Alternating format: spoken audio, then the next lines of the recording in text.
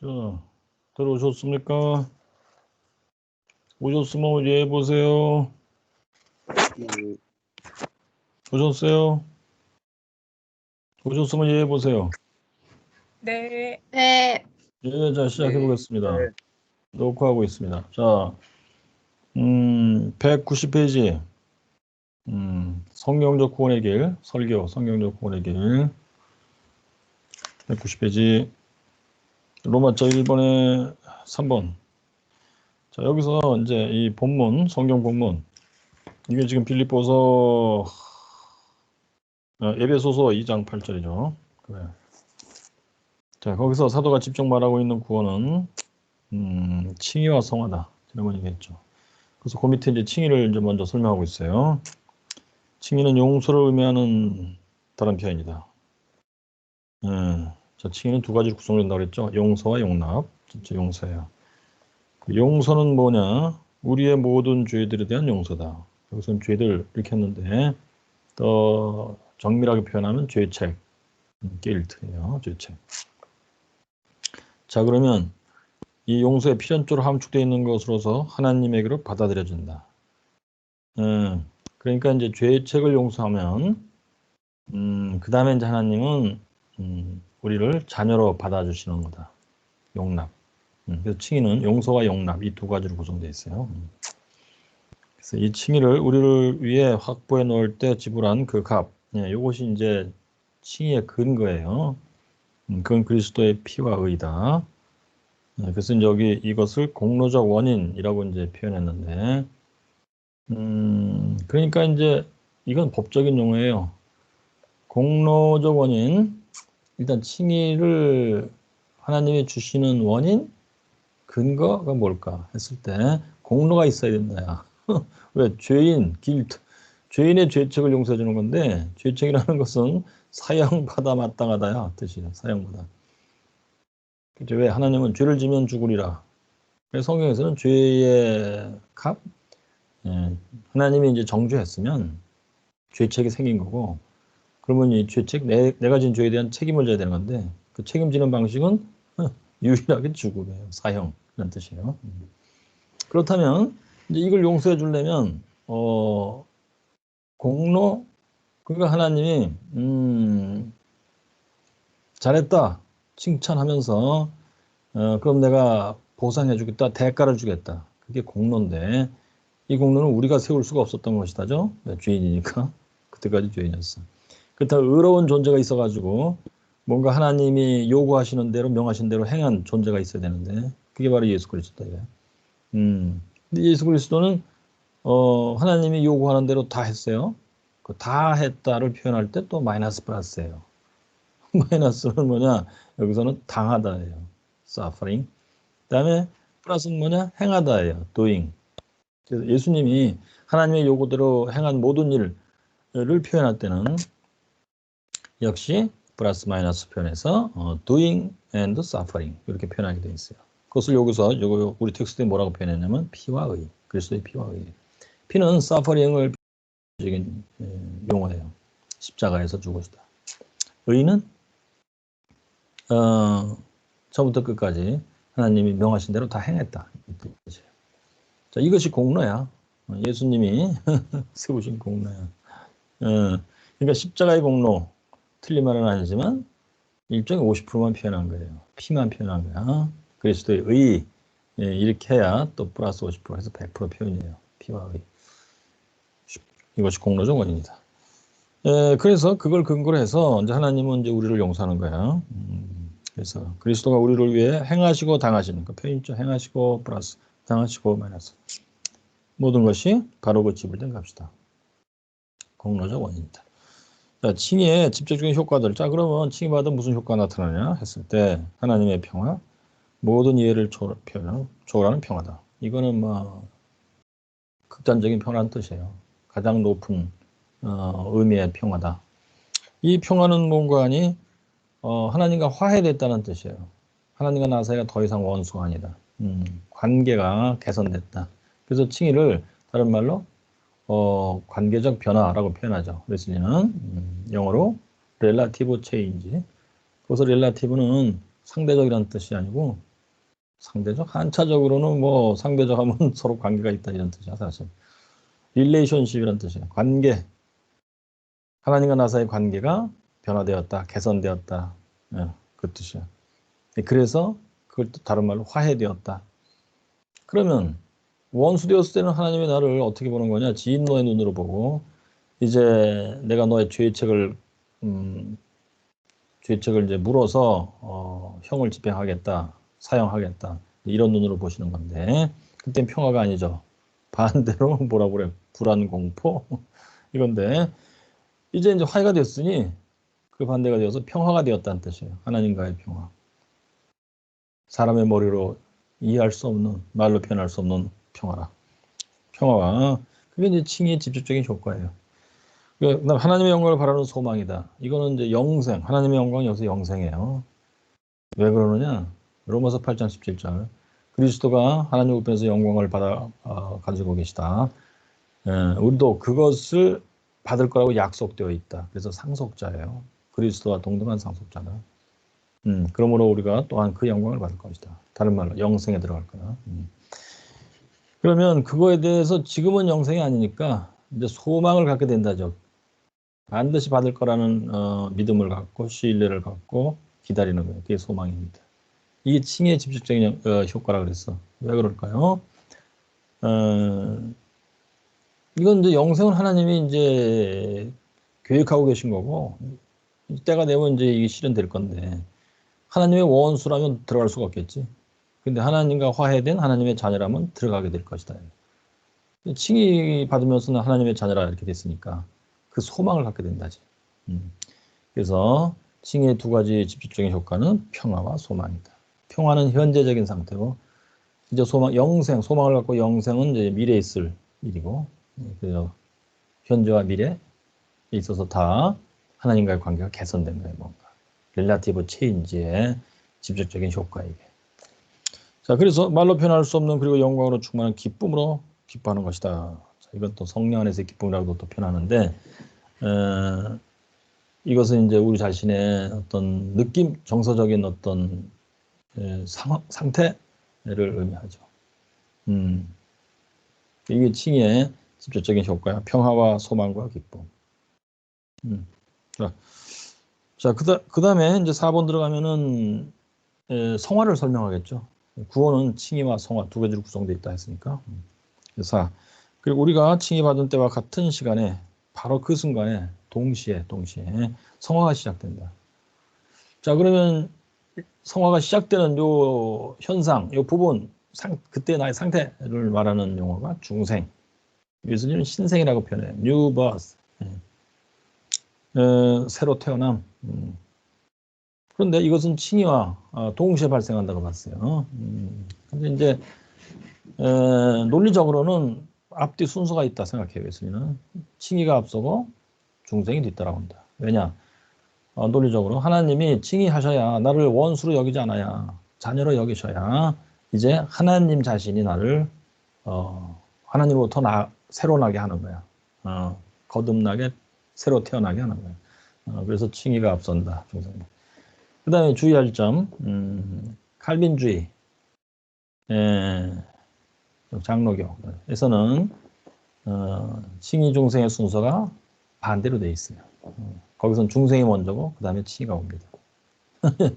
논리적으로 그렇게 봐요. 그 사람들은. 도대체 무슨 생각으로 논리적으로 그렇다고 생각하느냐 이거를 설명할 수 있어야 돼요. 여러분들이 설명하실 수 있어요? 교회에서 고등부 가르치다가 장로가 애들이 그러는데 중생이 먼저라던데요, 선생님? 그래? 그럴 리가 없을 텐데. 우리 이선희 교수님이 웨슬리 신학 가르칠 때 그거 너 잘못 들었을 거야 그랬더니 그게 아니에요. 내가 잘 들었어요. 에이, 너 참. 교수님 진도 나가세요. 알았습니다. 진도 나가겠습니다. 자, 장로교에서는 왜 그렇게 생각하냐? 택자 사상 때문에 그렇습니다. 그리고 택자 사상은 왜 생겼느냐? 신단동설 때문에 생긴 겁니다. 이중 예정이라고 그러지? 하나님이 만세전에 택자 불택자를 단독적으로 신단동설 하나님이 알아서 혼자 두 종류로 예정을 해놓고 그리고 두 종류로 창조해 버리는 거예요. 그냥 그러면 택자는 무조건 구원, 불택자는 무조건 영벌이에요. 그냥. 자, 그러면 이제 택자를 구원하셔야 되겠지 않니? 그래서 하나님은 뭐 예정한 대로 다 뭐 A라는 사람을 이제 구원하려고 해. 그럴 때 처음에 다 정한 때에 하는 거야. 이 사람이 뭐 나이 30에 처음 예수 믿게 되도록 예정했다고 쳐봐. 그럼 뭐 본인은 모르고 있겠지. 근데 어떻게 해가지고 이제 뭐 교회 나갔다고 쳐봐. 전도 받아갖고 나이 30 교회 앉아 있었어. 그래가지고 이제 목사님 설교하시는데 어떤 말씀에 진짜 깊이 감동을 받. 진짜 내가 택자구나 그러가면서 하나님의 자녀구나 내가 이래가면서 막 이렇게 막 느낌이 오는 거야. 그게 이제 하나님의 부르심이에요. 효과적 부르심. 앞에 효과적이라는 말은 왜 붙이느냐? 하나님이 그때 부르는 작업을 하고 있는 건데 듣고 있던 이 택자가 지금은 아니다. 뭐 1년 뒤에 내가 예수 진짜 믿어보겠다. 뭐 이러고 앉아있다. 그러면 하나님은 얘 부르려고 의도했는데 실패한 거야. 그럼 하나님의 명목이 안 쓴다는 얘기지. 그래서 효과적이라는 건 뭐냐? 반드시 결과를 발생시키는 뜻이야. 반드시 결과를 발생시키는 그런 부르심이다. 그러면 이 사람은 뭐 반드시 이제 그때 효과가 나타나는 거야. 응. 그래가지고 이제 부르심을 받았어. 그러면 그 순간에 이 사람은 중생을 하는 거예요. 원죄 상태에 있던 인간이 하나님의 자녀로 거듭나게 된 거야. 본인은 몰라요. 그래서 장로에서 말하는 중생은 본인이 알면서 중생하는 게 아니에요. 그냥 본인 몰라. 그래서 그러면 중생했지. 그럼 그 다음 순간에 이 사람은 원죄 상태가 아니니까 그때 비로소 믿어지며 회개하며 이렇게 돼. 이건 이제 설명하는 사람마다 믿음이 먼저냐 회개가 먼저는 조금씩 달라. 어떤 사람은 회개가 먼저다. 막 회개하면 지금까지 내가 죄인 살았다 이렇게 하고 그 다음에 예수를 믿게 되며 믿어지며 막 이렇게 되는 거야. 또는 예수가 먼저 믿어지며 그러면서 이제 지나온 과거 죄로사한 것을 회개하며 이렇게 된다. 뭐 좌우지간 중생했으니까 믿음과 회개의 현상이 이렇게 돼. 자 그러면 이제 믿었잖아요. 믿음이 있잖아. 그럼 어떻게 하겠어 이제 하나님이 이신칭이니까 네가 믿었으므로 내가 너를 칭의한다. 그때 칭의하시는 거예요. 그러므로 중생이 저 위에 있고 칭의가 곧 한참 밑에 있어. 그러면 이제 칭의했지. 그럼 어떻게 되는 거야? 그다음부터는 개념이 같아요. 여기 우리 웨슬리에서 본 것도 같이 하나님이 용서하시고 용납하셨습니다. 그러므로 자녀로 입양된다고 표현하거든 특별히 자녀로 하나님의 자녀를 입양되었다. 그 순간부터 이제 성화가 시작되는 거예요. 그래서 이제 성화의 과정이 쭉 나가는데 거기다 설명을 붙이기를 이 사람은 택자니까 성화의 과정을 반드시 이제 성공적으로 가게 돼 있겠지. 다시 탈락하거나 그런 일이 있어서는 안 돼. 그러니까 본인이 노력을 얼마나 잘 하느냐 마느냐 상관없어요. 그러니까 굉장히 행정적인 의미로 설명하는 거예요. 택자는 동사무소 등록해서 등록돼 있어. 본인이 뭐 술 담배를 하든 말든 상관없어 그냥 등록돼 있으니까 그걸로 그냥 다 완성된 거야. 그래서 그것을 부르기를 견인이라고 불러요. 아이고 참 그런데 견인은 원래 본인이 정신 차리고 잘 간다는 뜻이에요. 원래 견고하게 인내하면란 뜻이에요. 원래 견인 견고하게 인내하면 인내는 변치 않으면 쭉 간다는 얘기인데 모르는 사이 견인이 뉘앙스가 달라졌어. 뭐냐 견인차가 돼버렸어. 코를 꿰서 락도 끌고 간다는 얘기. 엄마의 심경으로 그지? 말 안 듣는 모태신앙인 아들의 말 안 듣는 자식 교회도 안 다니고 이런 놈을 쳐다보면서 머릿속에 갖는 단어야 견인. 네가 아무리 그래도 하나님이 콧께서 끌고 간다 이거만 견인이다. 자 그런 다음에는 이제 인생을 다 살고 이렇게 갔지. 그리고서 이제 뭐 때가 되면 하나님께서 예수 그리스도 재림하시겠지. 그리고 마지막 심판한다. 그리고 영생 들어가겠지. 그래서 마지막에 나오는 단어가 견인 다음에 나오는 단어가 영화예요. 자 이겁니다. 그러니까 이제 이중 예정설의 사고를 갖고 정리하다 보니까 이 사람들은 논리적으로 중생이 칭의보다 앞선다 됩니다. 자, 그다음 주의할 점. 그러면 효과적인 부르심 거기서부터 자, 다시 한번 카운트해봐요. 효과적인 부르심, 중생, 믿음, 회개, 칭의, 입양 이것은 아주 짧은 시간 내에 일어나는 사건이에요. 뭐 하나님 입장에서는 적이에요. 사람으로서는 그걸 느낄 때 5분이고 10분이고 이렇게 느끼겠지. 즉, 뭐 앉아서 설교 듣고 앉아 있는데 이제 부르심을 받았어. 그럴 때 막 감동도 되고 뭐 코도 찡해진다고 쳐봐. 또는 마음속에서 내가 이제 예수 잘 믿겠다 각오도 한다고 쳐봐. 이렇게 하는데 뭐 1번, 2번, 3번, 5번 뭐 이렇게 걸리겠죠. 그 짧은 순간에 일어나는 일들이에요, 이것이. 뭐 한 달 동안, 1년 동안 일어났다가 아닙니다. 그런 다음에 입양 됐지? 그래서 쭉 나가는 것은 그 사람이 숨을 다할 때까지 몇 년이 됐던 수십 년이 됐던 등등. 되시겠죠? 자, 그래서 그러면 이 사람은 중생이고 칭이고 전혀 느끼지 못하고 살아가느냐? 그건 아니고 이제 입양까지는 본인이 의식을 못해. 그러면서 이제 성화의 길을 가겠죠? 자, 성화의 길을 가는 동안에 의식하게 돼요. 얘가 중생했다든지 칭했다든지를 배우면서 들으면서 이제 이해해 보니까 아, 그때 난 중생했구나, 칭했구나 이렇게 된다는 얘기야. 그래서 이제 장로교에서는 그걸 좀 더 잘하라고 자꾸 설교할 때 강조하는 게 뭘 것 같아요? 유교처럼 책 많이 읽어라, 공부 잘하자 우리. 그런 게 아니고 하나님이 너한테 역사했다는 걸 자꾸 강조해 주는 거예요. 본인을 의식 못하고 말하자면 중생칭을 막 한 거야. 그냥 이방교 되고 본인을 의식 못하고. 하나님이 혼자 다 했기 때문에 신단도서.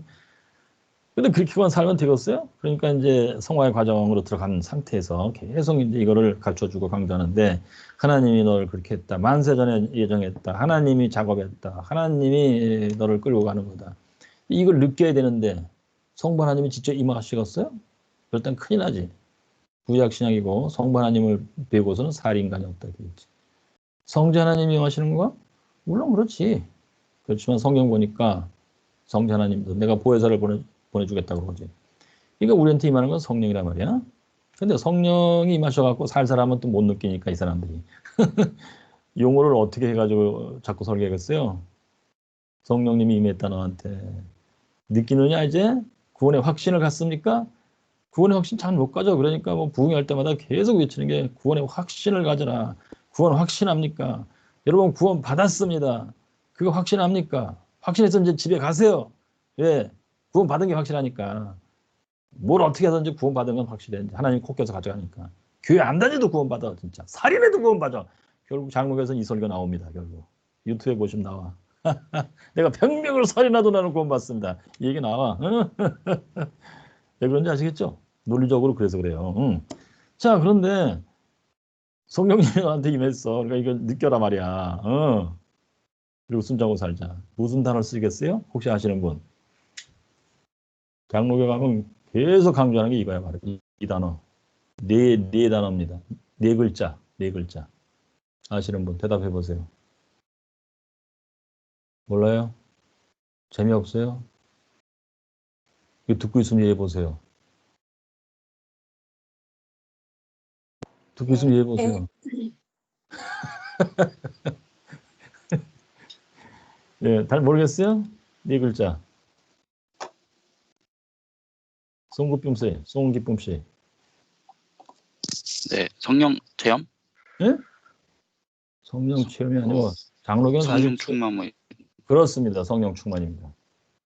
네. 성령 체험이라 봐도 사실 장로교는 잘 얘기 안 해. 요즘에는 감리교 그렇게 됐어요. 자, 성령 충만입니다. 바로 여러분들이 성령 충만을 받으셔. 성령 충만해야 됩니다. 왜 그걸 강조하는지 그 이치를 제가 지금 설명드린 겁니다. 거기에 이중 예정설에서 다 그렇게 나오는 결국은. 자, 아무튼 그래서 거기서는 칭의 중생은 뭐라고 부르느냐? 조용한 구원이라고 불러요, 소위. 내가 용어 잊어버렸는데 quiet salvation인가?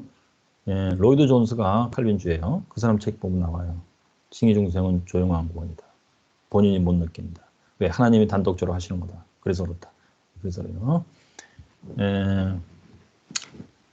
자, 그다음에 여기 칭의 받는 때와 같은 시간에 그 순간에 성화가 시작된다. 다른 말로 중생을 하나님이 시키시는 거야. 거듭나게. 그러면 그때부터 성화가 시작되는 거겠죠. 읽어보겠습니다. 그 순간에 우리는 거듭난 거다. 거듭났다. 위로부터 났다. 성령으로부터 났다. 이게 이제 성경에 나오는 표현이죠. 거듭난 건 뭐냐? 우리가 어머니로부터 태어난 것인데 다시 태어난 거야. 그래서 거듭 태어난 거야. 위로부터 났다. 이거는 그러니까 모태로부터 태어나는 게 아니고 사람에서 나오는 게 아니고 하나님으로부터 나는 거야. 위에 하나님 위에 계시다 해서 위로부터 났다. 그리고 성령으로부터 났다. 뭔가 성령님의 역사로 내가 이제 믿음을 받고 칭의받으며 거듭나고 했기 때문에 성령부터 났다. 하나님부터 난 자라는 표현도 있죠. 요한일서 3장 하나님부터 났다. 그러니까 하나님의 작업으로 내가 새로운 사람으로 변화됐기 때문에 하나님부터 났다 이 표현 쓰는 거야. 그래서 이것은 관계적 변화다. 아니. 이건 아니야. 이게 앞에 칭의가 관계적 변화예요. 관계적 변화가 있는 것과 마찬가지로 동시에 실제로 실질적인 변화도 있다. 이게 리얼 체인지예요. 리얼 체인지가 중생을 의미해요. 그러면서 또한 중생으로 시작되는 성화를 의미하는 거예요. 그러니까 리얼 체인지가 뭡니까? 그러면 중생으로부터 시작돼서 쭉 이어져 나가는 성화 전체. 그것이 리얼 체인지입니다. 이렇게 되어 있다. 근데 이제 릴라티브 체인지와 리얼 체인지는 동시에 발생한다. 그럴 때에는 릴라티브 체인지는 칭의이고 리얼 체인지는 중생이고 아직 거긴 성화를 붙이면 안 되겠지. 왜? 동시니까. 칭의와 동시에 발생하는 것은 중생이지 성화는 아니에요. 성화는 쭉 이제 그 후로 이어져 나가겠지. 시간적으로 오래 걸려요.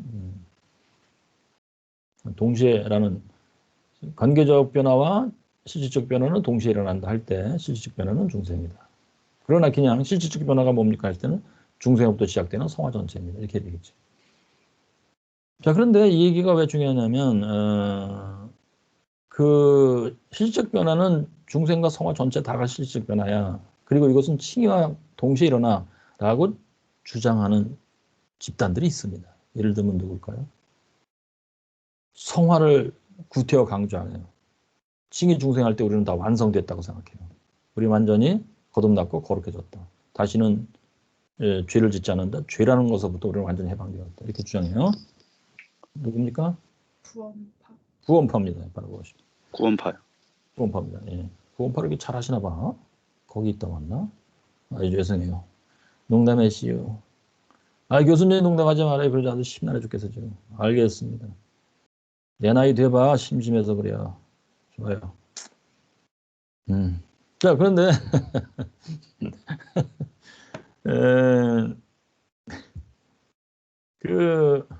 뭘 얘기하려고 그랬어 내가. 그래서 요걸 잘 기억하고 있으란 얘기예요. 관계적 변화와 실질적 변화는 동시에 일어난다 할 때 칭의와 중생을 의미한다. 그러나 중생했으면 이제 성화가 시작되는 것이다. 성화의 과정은 제법 길다. 쭉 가야 돼. 그 과정을 또한 우리는 성경 말씀대로 순종하여 잘 가야 된다. 죄를 피하며 하나님 말씀에 순종하여 잘 가야 된다. 자, 그러므로 이제 우리는 하나님의 능력에 의해서 내적으로 새로워진 것이다. 이게 이제 실질적 변화다. 리얼 체인지의 의미예요. 하나님의 능력에 의해서. 우리 노력으로 되는 거 아닙니다. 이거 조심해야 돼. 우리 노력으로 된다고 생각하는 것들이 무엇이냐? 대표적으로 영성훈련이에요. 그리고 또 뭐가 있을까? 영성훈련 제일 열심히 하는 교단이 어딜 것 같아요? 특별히 신협동설적인 사고방식인데 하나님도 역사하시니까 나도 역사해야 된다. 거기서는 은근히 사실 순서를 좀 바꿔 있어요. 내가 열심히 역사해야 하나님이 역사하시면서 도와준다고 생각해요. 신협동사야 자우지가. 어느 교단일 것 같아? 그래가지고 내가 열심히 해야 된다가 핵심의 영성훈련이에요. 뭐 기도에 힘쓰며 구제에 힘쓰며 성마참 받기에 힘쓰며 언행심사를 조심해서 힘쓰며 그래서 그걸 아주 평생을 전문적으로 하기 위해서 아주 제도로 만들었어. 수도원 같은 걸. 어느 교단이야 이게? 천주교. 천주교. 중국에서 오셨나 봐. 죄송해요. 농담해서. 조선시대 사람인가 천주교. 로마 가톨릭 교회예요. 맞아. 자, 그러니까 하나님의 능력에 의해서라는 것은 대단히 뭐랄까 개신교적인 표현이에요. 개신교는 그것을 뭐 더 강하게 표현해서 신단동설까지 했는데 그러면 좋아. 가톨릭에 대립해서 신단동설을 주장하게 된 건데 개신교가 신단동설을 주장하는 대표적인 인물도 한번 얘기해 보세요. 누굴까? 가톨릭에 대립한 인물들. 정면으로 대립한 인물. 그리고 개신교를 세운 사람들. 예를 들면 몰라? 이선희 교수님? 칼빈. 나는 아직 그건 아니야. 누구라고요? 칼빈 또 장한나 씨가 그랬나요? 누구요? 칼빈하고. 루터. 그렇습니다. 루터와 칼빈이에요. 대표적으로. 그 사람들이 신단동설이에요. 어머, 루터도 신단동설이에요? 칼빈 나쁜 사람만 신단동설인 줄 알았더니 그게 아니고 신단동설은 나쁜 게 아니고 뭔가 내가 볼 때 생각을 조금 부분적으로 잘못한 거야. 좋아. 왜 신단동설인지 알겠죠? 로마 가톨릭에 대항하기 위해서예요. 왜? 로마 가톨릭은 신이 협동설적인 사고를 하기 때문에 그래요. 그런데 로마 가톨릭 자체 안에서도 신단동설을 강력히 주장한 인물이 있었어요. 누굴 것 같아요? AD 400년경.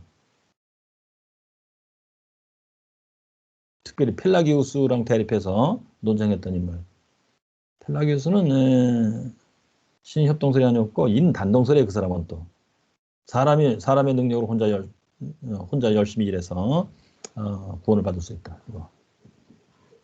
그래서 그게 아니다. 하나님이 하시는 거다. 하나님이 홀로 신단동설이다. 누굴 것 같아요? 몰라요, 진짜? 그래서 어거스틴입니다. 예. 좋아요. 많이들 아시는데 가만히 있는 거구나. 교수님이 돈 받았으니까 교수님 혼자 떠드세요. 막 이런 건가? 좋아. 할게요, 내가 그럼. 자, 그 다음에, 그러니까 우리에게 하나님의 능력으로 내적으로 새로워지는 것이다. 하나님의 능력으로 강조했어. 그 다음에 우리는 우리에게 주어진 성령으로 인하여 우리 마음에 부어진 하나님의 사랑을 느낀다. 이거는 이제 하나님의 역사와 내가 느끼는 걸 뭔가 동시에 표현했죠.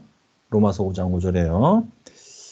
예, 야, 이게 지금 성령님이 뭘 어떻게 했길래 내가 하나님 사랑을 느낀다는 거야? 이것을 단어로 표현할 수 있는 분, 개념으로. 로마서 8장 16절. 성령이 우리 영과 더불어 우리가 하나님의 자녀이라고 증거한다. 응? 그때 우리에게 주어진 성령으로 인하여는 뭐라고 표현할까? 개념으로? 몰라요? 그게 성령의 증언이에요. 성령의 증언은 문장으로 표현하면 어떻게 무슨 내용으로 증언하는 걸까? 너는 이뻐. 이거예요? 너는 사랑받기 위해 태어난 사람이야. 이거예요? 뭐예요? 로마서 8장 16절.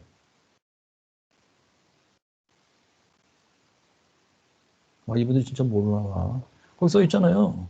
성령이 우리 영과 더불어 우리가 하나님의 자녀라고 증거한다.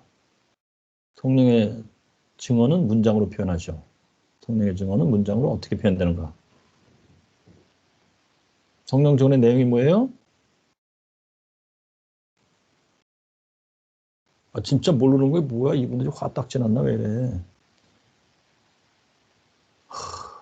너는 하나님의 자녀다. 이것이죠. 왜 하나님의 자녀라고 증거할 것 같아요? 아까 칭의 얘기할 때 했잖아요. 용납이라고. 그게. 예? 하나님이 우리의 죄책을 용서하시고 예? 이제 내가 너를 더 화해한다. 내가 너를 사랑의 대상으로 삼았다. 그걸 다른 말로 너는 나의 자녀다. 이렇게 돼 있단 말이에요. 그게 성경의 용어들이야. 성경의 개념. 그런데 이것을 아버지 하나님이 칭의한 거잖아요. 아버지 하나님이 칭의할 때 아버지 하나님이 직접 나한테 나타나는 건 절대 아니에요. 성경 개념이. 그랬다면 큰일 나. 피조물은 다 소멸돼 버려. 그래서 성령 하나님은 이상하게도 우리의 심지어 마음 안에도 들어오시고 들락날락 하시고 막 이러는 거예요. 성령이 내주하시다. 내 안에 성령님이 거하시다. 뭐 이런 식으로. 그러니까 성령님 와서 증언해 주겠지. 그래서 이제 아버지가 너는 나의 자녀라고 선언해 주셨기 때문에 그게 칭의의 직접적인 결과야 사실. 그래서 성령의 증언도 너는 하나님의 자녀다 이제 이렇게 한 겁니다. 자, 그렇게 되면 어떻게 돼? 우리 마음에 부어진 하나님의 사랑. 하나님이 진짜 나를 사랑하시는구나 하는 것을 아주 확실하게 느끼게 된다. 이겁니다. 그게 렐라티브 체인지가 된 사람의 중생한 사람에 있어서 아주 중요한 거예요. 성령의 증언을 받은 사람. 성령의 증언이 동행하는 사람. 그래서 하나님의 사랑을 아주 확실하게 느끼고 있는 사람. 그거예요. 그리고 이 사랑이 모든 사람들에 대한 사랑, 특별히 하나님의 자녀들에 대한 사랑을 생산하는 것을 느낀다. 이거는 뭐야? 위에 하나님을 사랑합니다. 하나님이 날 사랑한 걸 내가 느끼니까 그때 이제 직접적인 반응은 하나님이면 나도 하나님을 사랑합니다. 이렇게 된다고 봐요. 그게 성경의 개념이에요. 응. 그러니까 성령의 증언은 하나님이 널 사랑한다 이고 그런 거로 주여 내가 하나님을 또한 사랑하나이다 이렇게 된 거란 얘기야. 하나님 사랑이야. 하나님을 사랑이야. 그럼 거기서 이웃을 사랑한다가 나온다 이거예요. 그래서 그 밑에 이 사랑이 모든 사람들에 대한 사랑을 생산한다 이렇게 돼 있지. 특별히 동료 크리스찬이야. 동료 하나님의 자녀들에 대한 사랑을 생산한다. 그걸 내가 느낀다. 여기서 느낀다라고 표현한 이유가 뭘까? 아시는 분?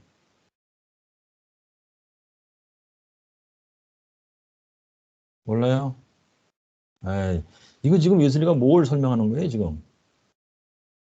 앞에 칭의는 릴레이티브 체인지를 설명하는 거죠. 관계적 변화. 그건 내가 느끼는 게 아니에요. 그건 하나님 하시는 작업이야, 그냥. 근데 그것과 동시에 리얼 체인지가 발생한다고 보는 거죠, 중생. 리얼 체인지는 내가 변화되는 거예요, 실제로. 그러니까 내가 변화되니까 실제로 내가 느낀다는 거, 이걸 강조한 겁니다. 그래서 이웃사랑을 생산하는 걸 내가 느낀다. 그랬어요. 그리고 이 사랑이 세상에 대한 사랑, 쾌락에 대한 사랑, 안락에 대한 사랑, 명예에 대한 사랑, 돈에 대한 사랑을 몰아낸다. 이것이 이제 한마디로 세상에 대한 사랑, 그 맨 위에 표현된 그거, 이것이 제목이에요.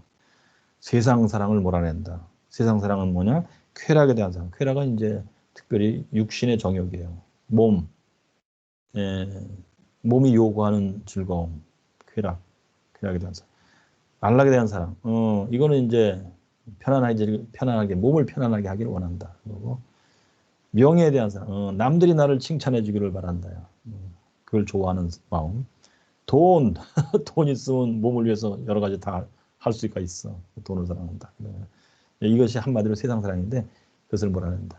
왜? 하나님 사랑으로 채워지니까. 하나님 사랑과 세상 사랑은 반대말이에요. 그 반대가 되는 세상 사랑은 밀려서 바깥으로 나가버린다. 이거예요. 이게 이제 릴라티브 체인지의 중요한 항목이에요. 또한. 그리고 이것이 성화가 시작됐다는 내용이에요. 이게. 성화가 시작됐다는 것은 이런 상태로 되는 거예요. 그리고 교만, 혈기, 자기의지, 그리고 다른 모든 악한 기질들을 몰아내는 것을 내가 느낀다. 여기 이제 세상 사랑, 바로 위에 세상 사랑은 특별히 영혼의 지의정에서 정서 부분을 묘사했던 거예요. 정서에는 이제 세상 사랑이 채워져 있었는데 그 정서에 하나님 사랑이 들어와서 채우니까 세상 사랑이 나갔다는 얘기고. 그 다음에 교만, 혈기, 자기의지는 이것은 영혼의 지의정에서 의지 부분이에요. 더 will. 의지 부분에서 있었던 악한 기질들인데 특별히 이제 대표적으로 교만. 교만은 이제 의지가 원래 하나님이 처음 만드셨을 때는 하나님의 의지를 따라가는 형태로 이제 돼 있었어요. 내 의지가 하나님의 의지를 따라간다. 그걸 성경용어로 뭐라고 표현해요? 산은 산이요, 물은 물이요, 이거요. 그걸 겸손이라고 표현해요. 그럼 겸손과 교만은 반대말이에요. 교만은 그러니까 뭐야? 내 의지가 하나님의 의지를 따라가지 아니함. 왜 안 따라가 이놈이? 하나님이 왕이신데 그걸 내 인정 안 하는 거야. 내가 왕이라는 뜻이에요. 그게 교만이에요. 그럼 겸손은 뭐야? 하나님이 왕이시다. 당연히 맞다. 나는 하나님의 종이다, 자녀다. 이거예요. 그게 겸손이에요. 그러면 이제 겸손은 이제 하나님을 따라가니까 겸손, 순종 이렇게 짝을 이루겠지. 그럼 교만은 뭐야? 교만은 이제 내 의지를 앞세우는 그 영혼의 상태예요. 내가 왕이라는 의식이에요. 그러면 이제 하나님 의지 따라가는 게 아니고 내 의지를 이제 추진시키겠지. 그래서 그것이 자기 의지예요. self will. 그래서 교만과 자기 의지는 짝을 이루고 있는 겁니다. 그래서 제가 물은 셀프입니다. 그래서 제가 물은 물이요, 산은 산이요. 아유, 교수님 헷갈려요. 그러니, 네, 잊어버리십시오. 자, 교만 이제 혈기는 뭐냐? 내가 이제 교만 왕인데 나를 인정 안 해? 그럼 분노, 화가 일어나는 거예요. 그래서 혈기, 분노도 의지에서 나오는 악한 기질이다. 이렇게 보는 겁니다. 자기 의지. 아까 지금 얘기했죠? 그거. 그리고 다른 모든 악한 기질들을 몰아낸다. 뭐가 몰아냈다고? 하나님을 사랑합니다. 이웃을 사랑합니다. 이것 때문에. 자, 여기서 발견할 수 있는 게 있지. 정서와 의지는 같이 붙어서 움직인다. 정서에서 하나님 사랑으로 충만해지면 그것이 의지에 영향을 끼쳐. 그래서 의지에서 교만을 몰아내고 교만에서 나오는 악한 기질들, 분노, 원망, 혈기를 몰아내고 그렇게 된다. 그래서 한마디로 이생적이고 감각적이며 마귀적인 마음을 몰아내는 거다.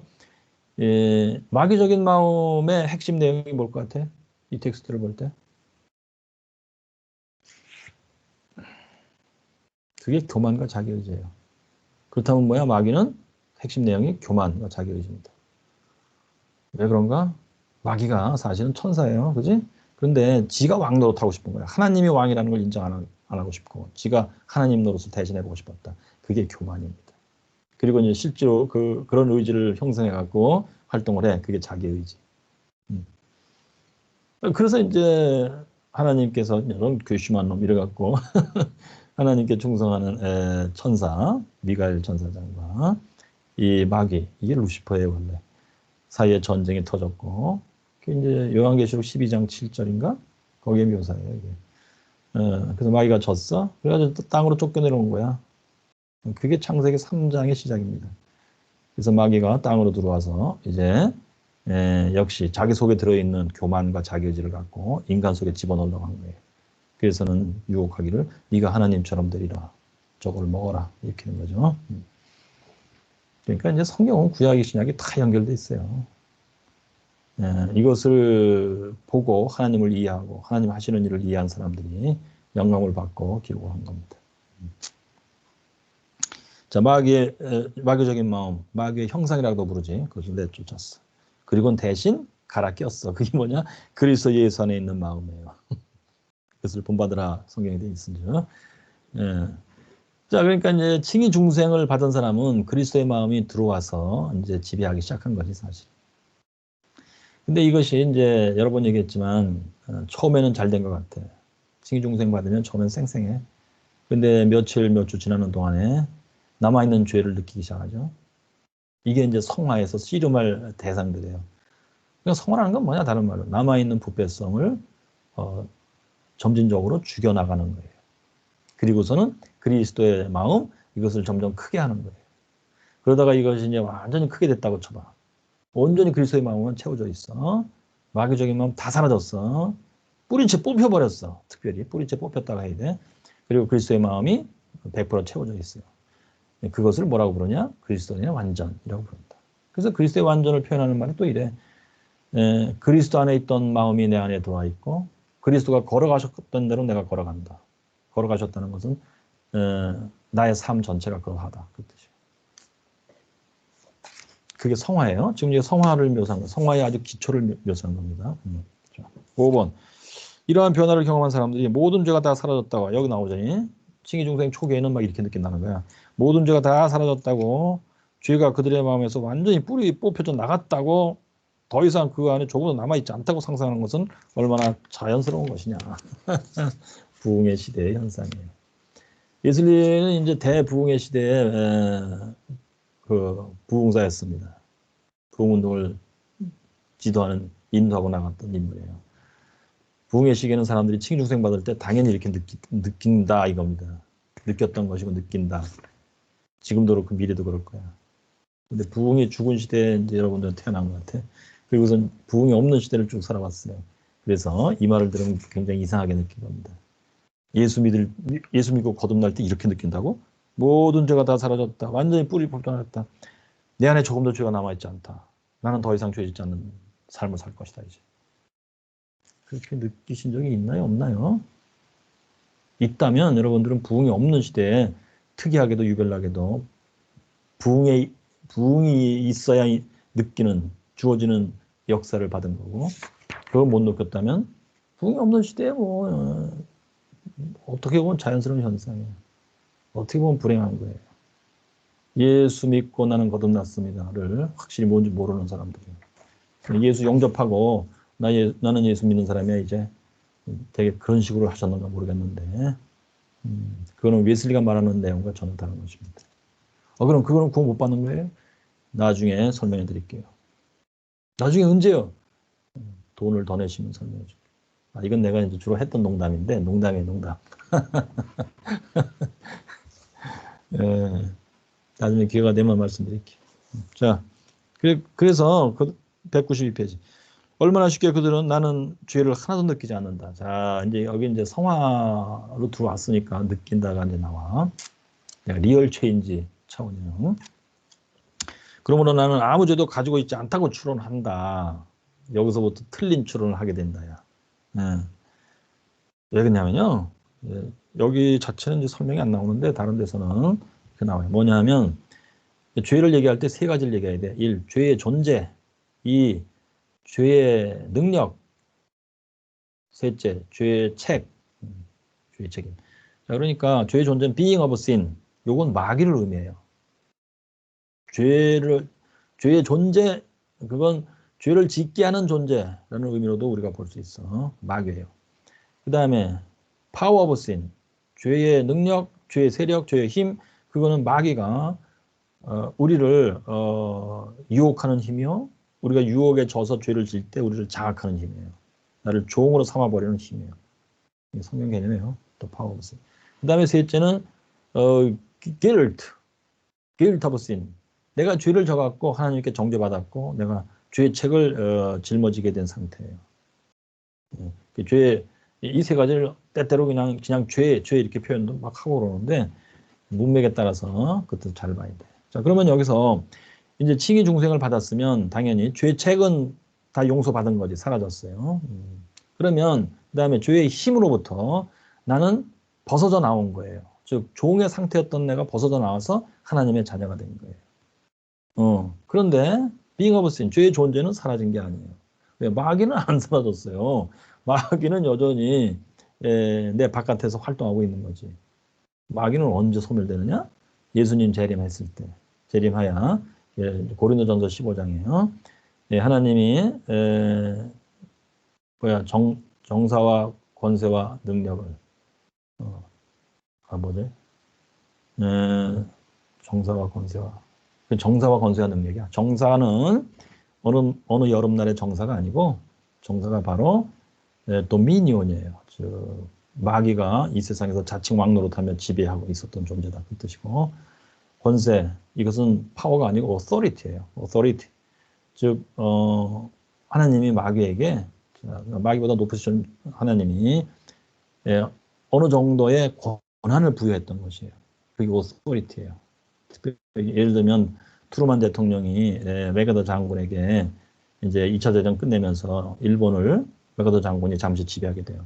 트루만 미국 대통령이 메가더에게 네가 일본을 지배하라 하고 권한을 주는 거야. 그게 authority예요. 그러니까 하나님이 더 높으신 분인데 마귀에게 네가 일정 범위 내에서는 세상을 네가 한번 휘저어봐라. 특별히 뭘로? 유혹함으로. 유혹하여 넘어가는 자들에게 죄를 짓고 죄를 지면 너에게 종이 될 것이다. 이거예요. 그게 authority. 그 다음에 이제 정사와 권세와 능력이 파워예요. 바로 파워 오브 신. 죄가 힘을 갖고 진짜 실제로 우리를 지배하는 거예요. 자, 그러니까 정사와 권세와 능력을 이 세 가지 단어는 바로 2차 대전 끝나고 일본을 잠시 지배했던 메가더에게 있던 세 가지이다. 도미니온, 메가더가 지배하지. authority, 당연히 합법적으로 지배하고 있는 거야. 파워, 실제 군대 힘을 갖고 있어요. 이렇게. 그것이 성경이 묘사하고 있는 마귀의 모습입니다. 오케이. 자, 그러니까 이제 우리가 칭의 중생을 받았어도 being of sin, 마귀의 존재는 사라진 게 아니에요. 근데 예수님이 고린도전서 15장 보니까 이제 재림했을 때 하나님이 정사와 권세와 능력을 그의 발 아래 굴복시키신다. 예수님 발 아래 굴복. 그래가지고 예수님 발로 밟아 파멸시킨다. 그래서 마지막에 멸망당할 원수는 사망이다. 사망이 바로 마귀를 묘사할 때에 등장하는 가장 큰 힘이에요. 마귀가 예수님 발에 밟혀서 파멸될 때 사망도 다 파멸돼서 사라지는 거예요. 그럼 어떻게 될 것 같아요? 사망이 다 사라졌어. 그럼 어떻게 될 것 같아요, 여러분? 응? 지금까지 죽어서 사망 밑에 눌려 있었던 거예요, 인간들이. 죽은 인간들이 그래서 사망 밑에 눌려 있었다 이렇게 표현되는 거야. 마귀가 말하자면 왕노릇하는 것처럼 보였던 거예요. 근데 마귀를 발로 파멸시키고 소멸돼 버렸어. 그러면 사망도 소멸돼 버려. 그럼 어떻게 돼? 죽음 밑에 눌려있던 존재들이 다시 다 살아나겠지. 그것을 성경에서 뭐라고 불러요? 신약 성경에서는 죽은 자들이 다 다시 살아났어. 그게 죽은 자들의 부활이에요. 예수님 재림 시에 죽은 자들이 부활할 것이다. 그런데 그때는 이미 물질이 있을 것 같아요, 없을 것 같아요? 성경 개념이 베드로전서 3장이지 그게 예수님이 재림하시면서 그 물질 세상은 다 폐지해 버리는 거예요. 하늘이 둘둘 말려 사라진다. 불의 체질이 녹아 다 흘러버린다. 그리고서는 새하늘과 새 땅을 지으실 것이다. 하나님이 그것은 더 이상 물질이 아니에요. 비물질입니다. 하늘의 몸, 신령한 몸, 썩지 않을 몸이다. 이렇게 되어 있죠. 그러니까 죽음이 사라지면서 다시 다 죽었던 인간들이 다시 부활할 때에는 다 더 이상 물질의 몸을 입는 게 아니에요. 신령한 몸을 입고 이제 부활하게 된 거예요. 그러면 할렐루야 다 좋다? 아니올시다. 이제 예수님의 심판이 시작되는 거예요. 그래서는 이제 의롭게 산 자들은 영생으로 가고 죄를 짓고 산 자들은 영벌로 보내버린다죠. 근데 영생으로 가는 존재나 영벌로 가는 존재나 다 썩지 않은 몸을 입은 거예요. 그래서 영원히 타는 불로 가는 존재들도 불에 타서 소멸되는 게 아니에요. 더 이상. 물질이 아니니까. 그래서 영원히 고통 가운데 있게 될 것이다. 이런 개념이 되는 거죠. 그러니까 나름대로 논리적으로 굉장히 치밀하게 짱짱하게 연결시켜 놓은 겁니다. 여러분. 옛날 사람들이 머리가 나쁘지가 않았어요. 단지 자연과학이 오늘날 우리만큼 발달되지는 않았던 것이죠. 그러나 논리적인 머리는 우리와 똑같았습니다. 피라미드 진 거 보세요. 그때도 수학의 천재들이 있었습니다. 당연히. BC 그게 2000년, 3000년 그때인데도. 이렇게. 자, 그래서 이제 죄가 존재하지 않는다고 생각한다 그랬지. 그러니까 나는 아무 죄도 가지고 있지 않다. 뭐 네가 그렇게 느낄 수는 있어. 당연히 맞아 그거는. 왜냐하면 이건 이제 좀 이따 읽어보겠습니다. 6번 가면 나와 죄가 중지됐던 상태예요. 즉 하나님이 죄를 중지시켜 놓은 거예요. 사실 기절시켜 놓은 거예요. 그런데 이 본인 자신이 추론을 잘못해 죄가 존재하지 않는다. 죄의 존재까지 나를 건들 수 없다. 이렇게 된 거야. 천만의 말씀.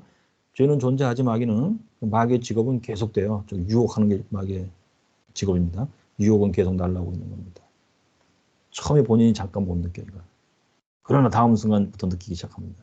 그러면 이제 이게 신학적 훈련이 덜 된 사람들은 막 괴롭기 시작해. 죄의 유혹이 막 날라와. 그러면 내가 칭의 받은 게 아닌가? 내가 중생 못한 건가 아직도? 이렇게 착각하는데 그게 아니고 칭의 중생 받은 건 맞아. 그렇지만 이제 성화가 시작된 거예요. 죄와 싸워 이겨야 되는 일들이 시작되는 겁니다. 자, 그래서 죄가 휴졌지 않는다. 왜? 기절했으니까. 죄가 중지되어 있으니까. 그러므로 죄가 존재하지 않는다.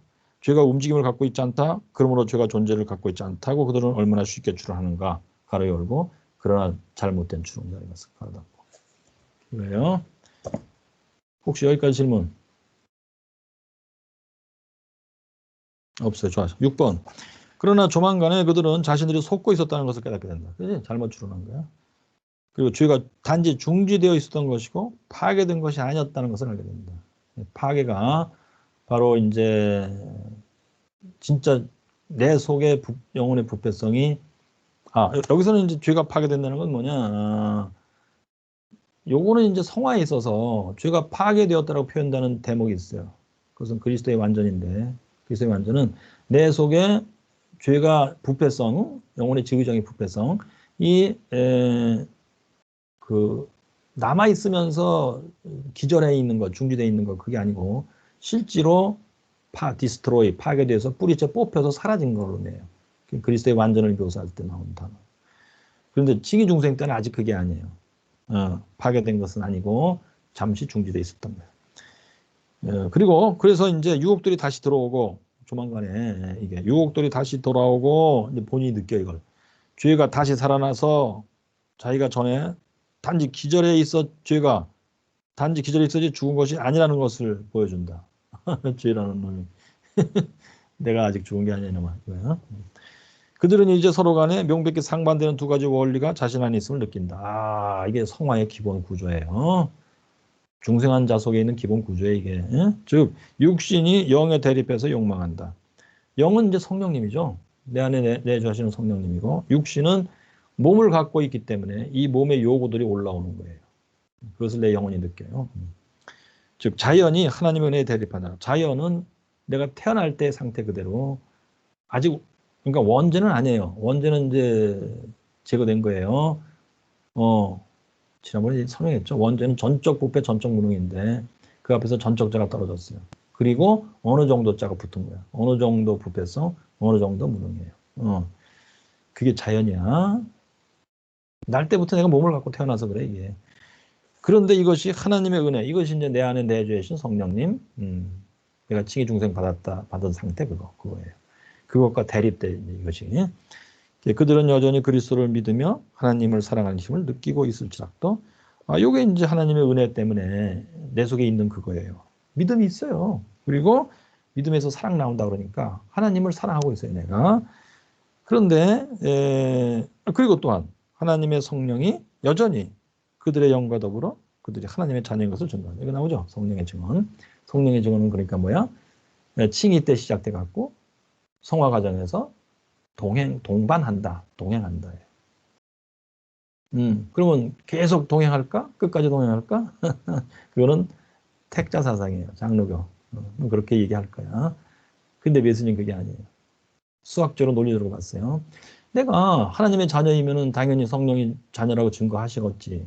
근데 내가 하나님의 자녀가 아닌 거야. 어떤 의미에서? 내가 믿음을 상실하고 하나님을 더 이상 사랑치 않냐면 그래서 내가 외적으로 죄를 짓고 그런다. 그럼 그것은 하나님의 자녀가 아닌 거예요. 성경에 하나님의 자녀의 내용과 안 맞아. 그렇다면 성령님이 하나님의 자녀고 증거 안 하시겠지. 당연히. 그래서 성령의 증언이 나를 떠나버린다. 이렇게 설명해요. 그리고 어떻게 하면 해결돼? 회개하고 믿음을 회복하면 다시금 내가 하나님을 사랑합니다. 이렇게 되겠고 그럼 하나님의 자녀지?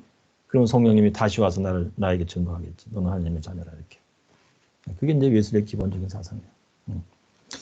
자, 그리고 또 그들 자신 안에 그런데 그렇게 그런 상태로 있는데도 그들 때로는 교만이나 자기의지를 느끼고 때로는 혈기나 불신함을 느낀다. 이게 이제 소위 남아있는 죄라고 부르는 예수님의 용어는 remaining sin이에요. 여기서 sin은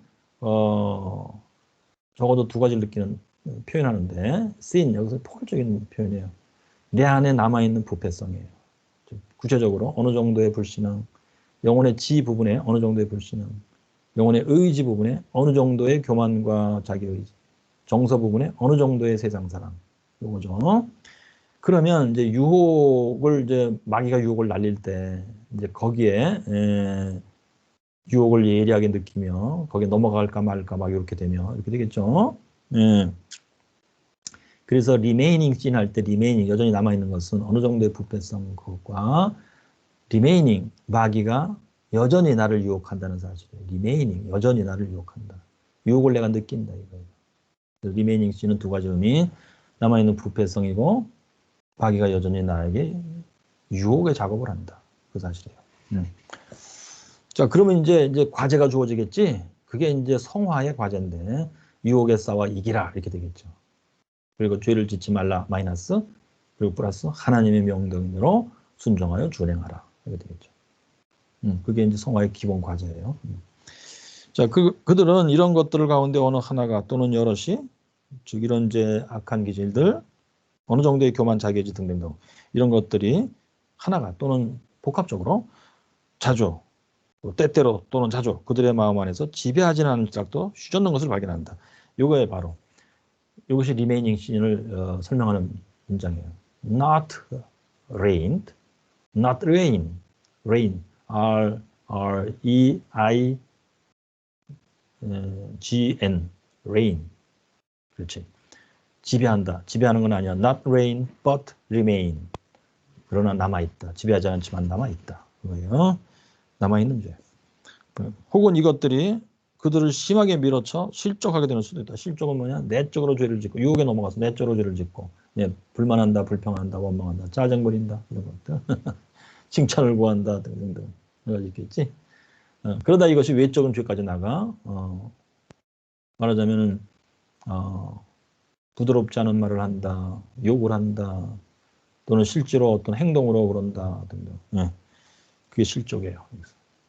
자, 이것이 이제 성화의 상태를 쭉 묘사해 나가는 거예요, 지금. 그러나 주님이 그들의 도움이시다. 그러니까 이제 한마디 썼어. 이렇다고 이제 다 망한 건 아니다. 하나님이 계속 도우시고 있으므로 하나님의 도움을 구하고 얻으라. 이때 이 얘기지. 자, 그러면서 7번 하나님의 자녀들이 겪는 현재 이러한 경험을 오늘날도 그렇다. 1700년대도. 1400년 전에 그러니까 AD 300년경에 마카리우스가 이 사람은 이제 애굽 사람이고 동방정교의 수사예요. 정확하게 묘사했었다야. 즉 서투른 즉 경험이 부족한 자들은 은혜가 역사할 때에는 목화 은혜가 역사하는 그 순간에는 그들이 더 이상 아무 죄도 갖고 있지 않은 것을 거치라고 생각한다. 오, 죄를 느끼지 못한다야. 괄호 열고 죄의 중지 상태. 왜 하나님의 은혜가 역사하니까 하나님의 역사로 죄가 중지된 상태가 된 거야. 죄를 못 느끼지. 그 반면에 사려 분별이 있는 자들은 하나님의 은혜를 가진 우리조차도 자 하나님의 은혜가 역사하고 있는 상태에서도 자세히 봐라. 또다시 괴롭힘을 당할 수 있다는 사실을 부인하지 못한다. 죄는 중지되어 있을 뿐이지 뿌리째 뽑혀나가는 게 아니야. 네가 아차하는 순간에 죄가 휘저어진다. 올라온다. 너를 괴롭힌다. 그러게. 왜냐하면 형제들 가운데 몇 사람들이 이것은 이제 수사들이에요. 형제들 가운데 몇 사람. 그들 안에 아무 죄도 갖고 있지 않다고 단언한 만큼의 은혜를 경험했었는데 수도에 들어와서 처음엔 그렇지. 그러나 결국에 그들이 완전히 죄로부터 자유로워졌다고 생각했을 때 그때다. 그들 속에 잠복해 있던 뿌리째 뽑힌 게 아니야. 기절해 있었어 그냥. 잠복해 있던 부패성이 이것이 바로 남아있는 부패성이에요. 지의정에 어느 정도의 불신앙, 어느 정도의 교만 자격이죠. 어느 정도의 세상사랑이 다시 휘저어져서 다시 살아나서 그들은 거의 혈기를 내게 되는 일들이 여러 번 있었다. 혈기를 낸다. 이미 내적으로 죄를 진 거야. 그지? 내적으로 진 건 뭐야? 불만. 아 그렇게 하지 말랬더니 너 실수를 또 해. 지난번에. 거기 그 뭐야? 우유를 짜서 통에 담았으면 서늘한데 놓으라고 그랬잖아. 근데 왜 이렇게 더운데 놓은 거야 너? 근데 또 그래서 너? 이 생각이 들어와. 그리고 이제 혈기가 나가. 너가 이렇게 말을 안 듣는 거야 진짜. 너 정신 있어 없어? 이렇게 된 거예요. 수도사 생활하려면 그렇게 되겠지. 먹고 살아야 되니까. 그지? 잘해보자고 하면 그렇게 되는 거야. 그래서 남편들도 설거지할 때 처음에는 참 기쁜 마음으로 해. 소리도 안 내고 자. 그러나 갈수록 소리가 퉁탕퉁탕 나기 시작해. 그게 바로 이거예요. 거의 혈기를 내게 되는 일들이 있었다. 아무리 하나님의 은혜 가운데 믿음 좋은 집사님, 권사님도 마찬가지야. 그런 일들이 여러 번 있었대요. 그것이 뭐야? 경험이 쌓인 사람들이에요. 그러나 서투른 사람들은 자기가 천사인 줄 알아. 설거지 한두 번 해주고. 아니, 교수님 뭐 쓸데없는 얘기하고 그래요. 진도 나가세요. 알았습니다. 혹시 질문? 없으니까 좋아요. 8번. 그러나 우리가 거듭나는 시점으로부터 성화의 점진적인 역사가 시작된다. 자, 이제 이 지금까지 묘사한 거는 성화의 과제들이에요, 사실. 이러니까 성화가 필요하다는 얘기예요. 구원파는 이거 인정 안 할 거예요, 분명히. 그런데 이제 장로교도 이거 인정하고 웨슬리도 이거 인정하고 그래요. 루터도 이거 인정하고. 그래서 자, 그럼 이제 성화를 하자야. 성화는 God sanctifies me 그거예요. 즉 하나님이 우리를 성화하시는데 우리가 어떻게 하면은 그 하나님의 성화의 작업에 의해서 성화, 거룩하게 되느냐야. 첫째는 점진적인 역사가 있다. 성화의 점진적인 역사. 우리는 성령에 의해서 몸의 행실들, 즉 우리의 악한 본성 행실들을 죽일 수 있다. 악한 본성은 뭐야? 아까 얘기했죠? 교만, 자기의지, 혈기, 불신앙 등등 이런 것들이야. 그것을 성령에 순종할 때야. 성령에 이제 성령이 죽여주시는 건데 거기 순종하면 그런 것들이 조금씩 죽어나가는 거예요. 그래서 우리가 죄에 대해서 점점 죽으며 성경적인 표현들이에요. 로마서 표현. 죄에 대해서 점점 조금씩 죽으며 그런 만큼 플러스야. 점점 더 하나님께 대해서 살아난다. 하나님께 대해서 살아나는 건 뭐야? 하나님께 순종을 조금씩 더 잘하게 된다. 왜 그래? 하나님을 사랑하기 때문에. 하나님에 대한 사랑이 조금씩 더 성장한다. 이렇게 되겠죠. 자, 우리는 악의 모든 모양이라도 멀리 하려고 조심하면 이건 이제 외적인 행동을 묘사하죠. 그러니까 이제 외적으로 죄를 짓는 신용, 흉내락도 조심해서 안 하려고 애쓰게 되며 마이너스 표현. 모든 사람들에게 선을 행할 수 있는 기회가 있을마다 선한 일을 하고자 열심을 낸다. 플러스 표현이죠. 하나님이 이것을 행하라 하는 건 다 선행이에요. 특별히 이웃 사람들에게 선을 행하라 하는 일들에 대해서 기회 있을 때마다 해보려고 노력하게 됩니다. 자, 이게 점진적 성화의 모습이에요. 또 하나님의 정하신 규례들 안에서 이거는 뭐예요? 은혜의 수단들이에요. 그것을 규례라고도 표현해요. 규례라고 할 때는 영어로는 ordinances, O R O D I N A N C E S ordinances. 그거는 order가 이제 그 단어의 뿌리예요. 명령이에요. 하나님의 명령이라는 뜻이에요. 명령으로 행하라 하고 정해주신 규칙들이에요. 예, 그래서 흠없이 걸어가면 그것을 이제 흠없이 하려고 애를 쓰게 되고 이 경우에도 하나님께 예배드릴 때, 자 예배도 이제 은혜 수단 중에 하나. 예배드릴 때 신령과 진정을 하며, 그러니까 겉모양만, 겉의 행동만 그렇게 하는 게 아니고 속에서부터 그렇게 하려고 애를 쓰며, 자 그게 다 이제 성령의 역사에 순종할 때 그렇게 된다는 얘기지. 그러면 우리의 십자가를 지고, 요거는 이제 자기를 부인하라, 자기 십자가를 져라 하는 건데, 이거는 말하자면 정도를 더 높이는 거예요, 뭔가. 그래서 구태 안 해도 되는 걸 내가 자취하여 어렵지만 나의 성화를 위해서 그렇게 이제 노력하는 거예요. 하나님께로 인도하지 않는 모든 즐거움을 내버리면 이건 자기 부인이에요. 우리 자신에게서 허락하지 않는다. 하나님께로 인도하지 않는 모든 즐거움이 뭘까? 하나님께로 인도하는 건 괜찮아. 인도하지 않는 건 다 이제 끊어버리는 거야. 뭐 수천 수만 가지가 있겠지, 그지? 저도 여기에 걸리기 때문에 구태여 자세히 설명을 안 하겠습니다. 그 다음에 이렇게 하는 동안에는 우리는 은혜에서 은혜로 성장해 나간다. 성장, 점진적 성화, 그 얘기야. 그 다음에 9번 이와 같이 하면서 우리는 완전 성화를 기다리는 중이다. 그러니까 이제 성화에 있어서 이제 클라이막스가 완전 성화예요. 완전한 성화, perfect sanctification. 기다린다 그랬어요. 뉘앙스는 뭐야? 하나님이 때가 될 때 주실 거다. 하나님이 기뻐하실 때 주실 거다. 그때 우리가 받는다. 그것을 기다려라. 그러니까 기다려. 그거에 대해서 무관심하면 안 된다.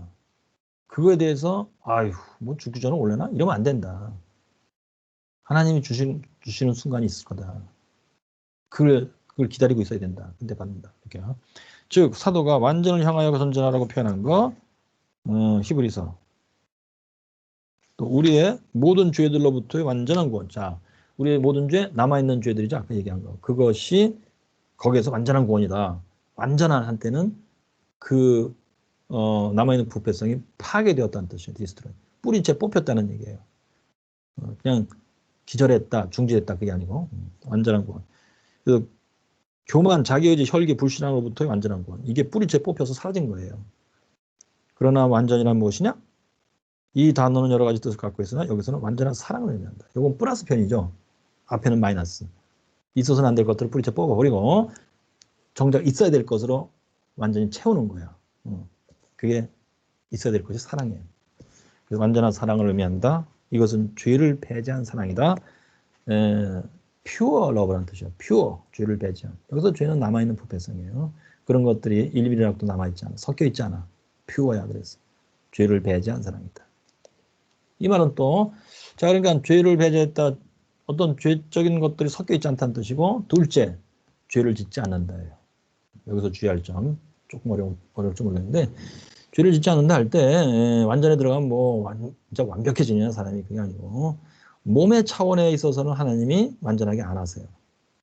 그러니까 뭐, 인간은 뇌를 가진 존재니까, 뇌에서 발생하는 여러 가지 무지, 실수, 이런 것들은 여전히 있는 거예요. 인간적인 한계성.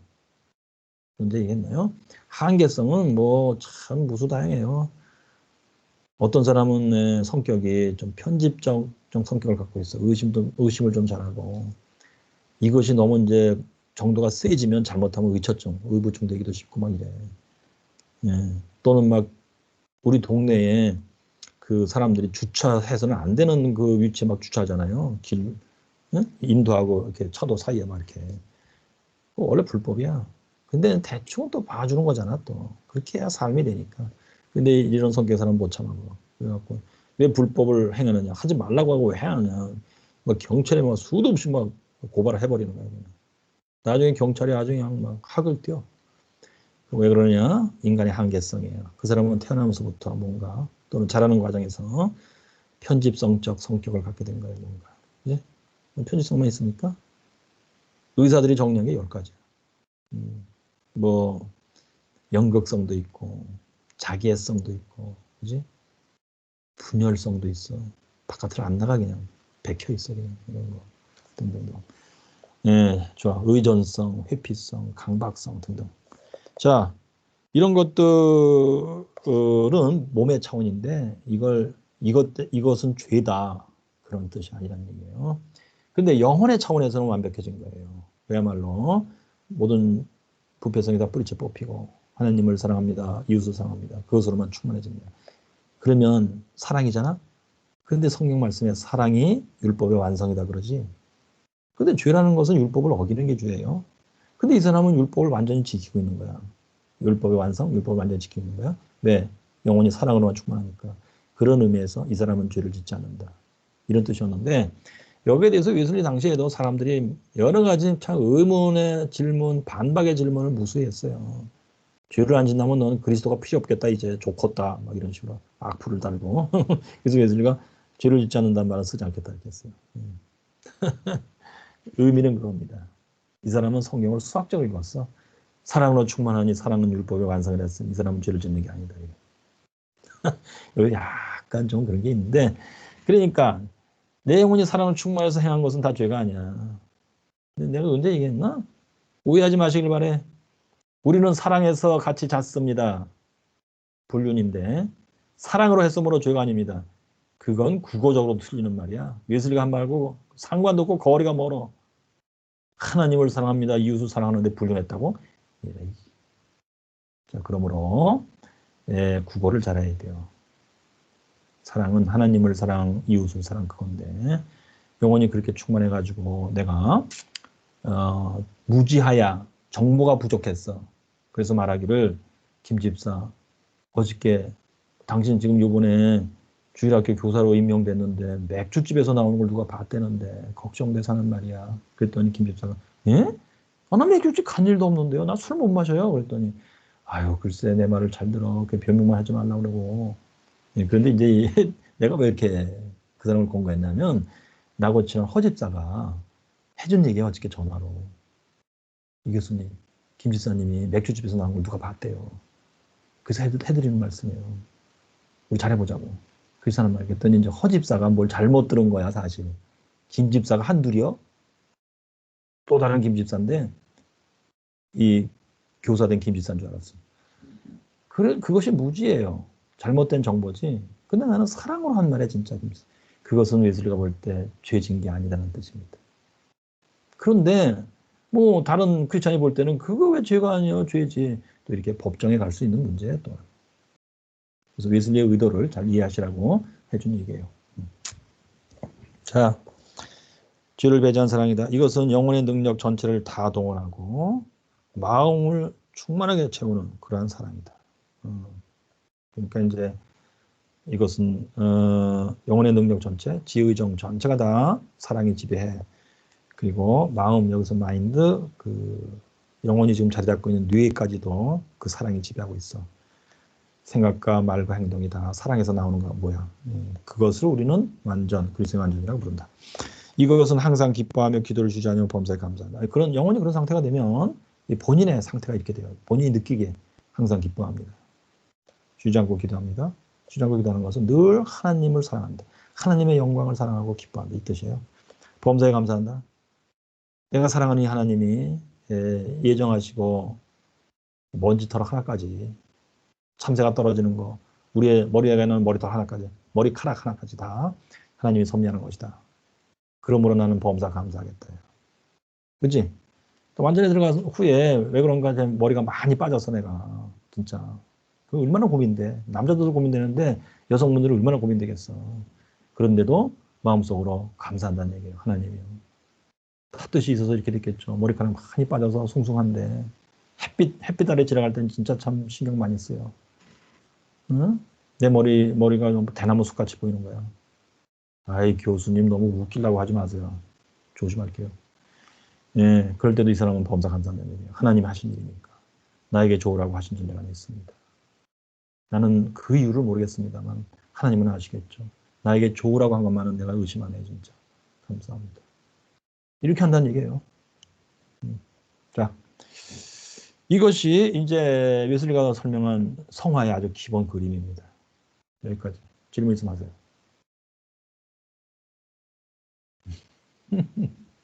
질문 있으면 하세요. 아유, 가까이. 장준석 씨도 사진상에서 막 나를 노려보는 것 같아요.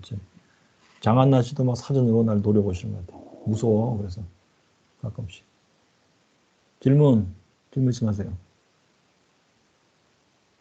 없어요. 좋아요. 그럼 진도나가겠어요. 자, 로마자 2번. 그렇다면 그것을 통하여 우리가 구원받는다는 바로 그 믿음이라는 게 뭐냐. 이제 믿음을 설명해 주겠다. 그지? 믿음으로 구원받는다. 구원은 칭의 성화니까 믿음으로 칭의받고 중생하고 믿음으로 성화하고 그런다는 얘기예요. 이게. 믿음이 뭐야 도대체. 예. 자, 첫째, 일반적인 의미의 믿음은 여기선 믿음 전체, 포괄적 의미의 믿음을 설명하는 거예요. 그리고 2번 가면 좀 더 특수한 의미의 믿음을 설명했다 그래요. 이것은 좁은 의미의 믿음인데 여기 일반적인 의미의 믿음은 구약, 신약 전체 다 포괄해서 해요. 구약에서는 아직 예수 믿고 구원받는다는 아직 아니지. 그럴 때도 아브라함의 믿음이니 뭐니 믿음 나온단 말이야. 신약에서도 믿음 나오고 또. 그런데 예수 믿는 믿음 할 때 예수님이 나를 구원하셨습니다. 나를 위해 죽으셨습니다. 이렇게 믿는 게 이제 특수한 의미의 믿음이에요. 좁은 의미의 믿음이고. 그런데 신약만 봐도 그런 의미를 넘어서는 포괄적인 의미의 믿음들이 많이 나와요. 예를 들어서 내 믿음이 너를 구원하였다. 내 믿음이 네 병을 낫게 하였다. 등할 때는 예수님의 십자가를 믿는 게 아직 아니에요. 예수님의 십자가 없을 때니까 그땐 그지? 예수님 살아서 돌아다니실 때야. 그런 포괄적인 의미를 다 포함하는 게 일반적인 의미의 믿음이에요. 자, 그러니까 뭐 혈루병 앓은 12회째 혈루병 앓는 여인이 예수님 뒤로 가서 옷을 만졌다. 그랬더니 예수님 네 믿음이 너를 구원하였다. 이랬다. 그때의 믿음은 일반적인 의미의 믿음이에요. 지금 여기 설명하는 이런. 도대체 그 믿음이 뭔지 보겠어요. 자, 일반적 의미의 믿음은 사도에서 여기 이제 헬라 말로 엘랭호스 프라그마톤 우 블레포메논 우 블레포메논 요거는 이제 분사야, 그지? 그래서 프라그마톤을 꾸며주는 거예요. 그런데 이게 수동태예요. 블레포메논 우 했으니까 not. 그러니까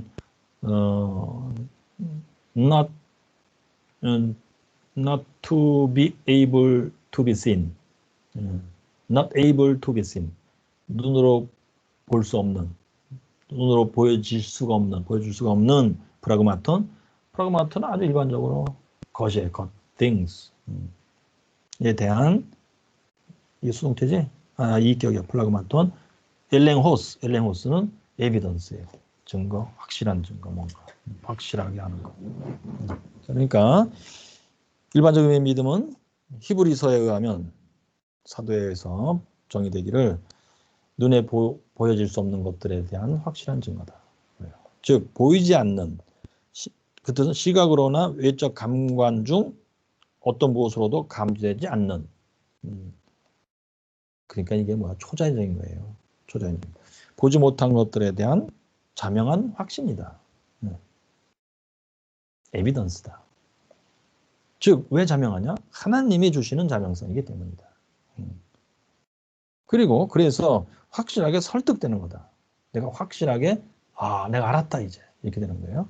그래서 이것을 영어로 divine evidence and conviction이다. 여기서 divine은 형용사로는 뭐 신적인데 뜻은 주어예요. 하나님이 주시는 에비던스다. 자명성이다. 그리고 conviction, 내가 그것에 의해서 확실하게 알게 된 상태다. 이게 이 믿음이다. 그래서 여기서 엘랭호스라는 단어는 이 두 가지를 다 의미한다. 그러니까 이제 히브리서 11장 1절에는 엘랭호스라는 단어 썼는데 요새가 볼 때 여기는 evidence and conviction이 들어있는 것이다. 하나님이 자명하게 보여줬으므로 내가 확실하게 알았다. 이거. 이것은 다음에 두 가지를 다 함축한다. 첫째로 하나님과 하나님의 일들에 이게 이제 목적어예요. 이게 위에서 얘기했던 눈으로 보여질 수 없는 것들이란 뜻이에요. 그것을 이제 구체적으로 표현하면 하나님과 하나님이 하시는 일들. 왜? 초자연적 자명성. 초자연적인 왜냐? 눈이나 뭐 다른 어떤 감관을 통해서 데이터가 들어오고 우리가 이제 그것을 알고 그런 게 아니기 때문이다. 초자연적이야. 자명성. 그리고 영혼에게 나타내진 일종의 영적인 빛이다. 요거는 이제 하나님이 쓰시는 도구예요. 아하, 하나님이 어떻게 초자연적으로 알게 하셨느냐, 자명성을 주셨나 했을 때 빛을 비추어서요. 빛을 비춘다는 것은 한자말로 조명, 성령의 조명, 소위 알게 한다는 뜻이에요. 빛은 어둠 가운데서 몰랐었는데 빛을 비추어서 내가 알았다 이 뜻이에요. 영적, 이건 하나님이 빛을 비추니까 영적인 거예요. 영적 빛을 의미한다. 디바인 에비던스는 아하, 하나님이 내 영혼에 빛을 비추어서 영적인 빛을 비추어서 하나님과 하나님의 행하시는 일들에 대해서 내게 알게 하고자 할 때 알고 하시는 그 범위 내에서 알게 하시는 자명하게 알게 하시는 거구나 뭔가. 둘째로 그것을 초자연적으로 보는 것, 감지하는 것. 이건 결과지. 하나님 빛을 비추어서 알게 한 것의 결과는. 이게 컨빅션이에요. 초자연적으로 즉 내가 뭐 이성적으로 추론해 보니까 그렇다가 아니고 하나님 빛을 비추는 순간에 직관적으로 그래서 이것은 초자연적으로 내가 알았다 이렇게 되는 거예요. 이것을 알았다고 확실히 알았다 해서 성경적용어로 보았다 이렇게 표현하는 거예요. 초자연적으로 보는 것, 감지하는 것, perceive 인식하는 거예요. 따라서 성경은 때로는 하나님이 빛을 주시는 것에 대해서 말하고 때로는 그것을 분별하는 능력에 대해서 말한다. 빛을 비춘다, 에비던스. 분별한다, 컨빅션. 성경은 이런 것들을 여기저기서 이렇게 얘기한다는 얘기예요. 이것이 바로 믿음을 말하는 내용들이다. 이와 같은 의미에서 성 바울은 이렇게 말했다.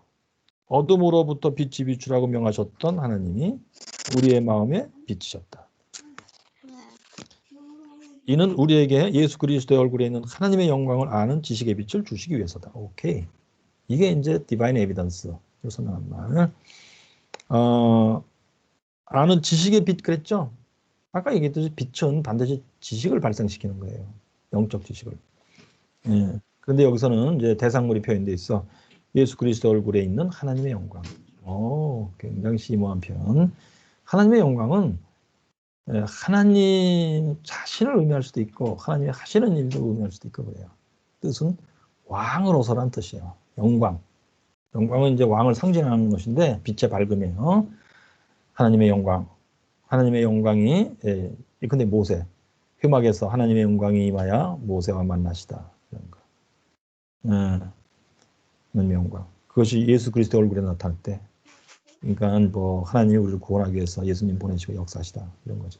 이거를 우리가 이제 몰라. 그래서 하나님이 빛을 비춰서 알게 해야 돼. 빛을 비춰서. 우리 마음에 빛을 비춰서 알게 해야 돼. 그게 이제 디바인 에비던스라는 뜻이에요. 믿음을 발생시키는 하나님의 작업이에요, 이게. 그리고 다른 곳에서 사도 바울은 또 우리의 이해력의 눈이 열렸다고도 말한다. 이게 컨빅션이에요. 결과물.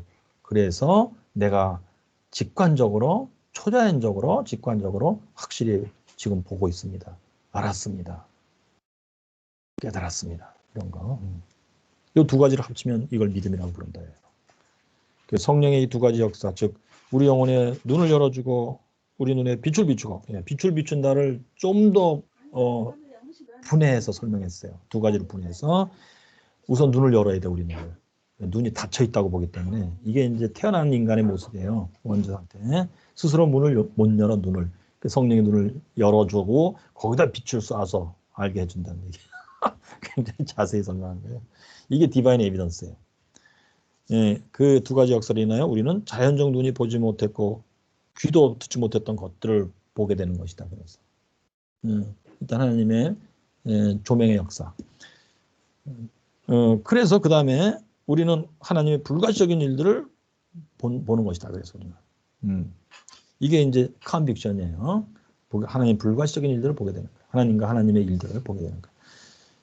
자, 그러면서 더 이제 설명하기를 우리는 우리 주변을 온통 둘러싸고 있었는데도 우리의 자연적 기능 들로서는 우리의 오감이에요. 그리고 뇌예요. 마치도 존재하지 않는 것처럼 분별해낼 수도 없었던 그 영적 세계를 이제 비로소 보게 된다. 이게 이제 컨빅션이에요.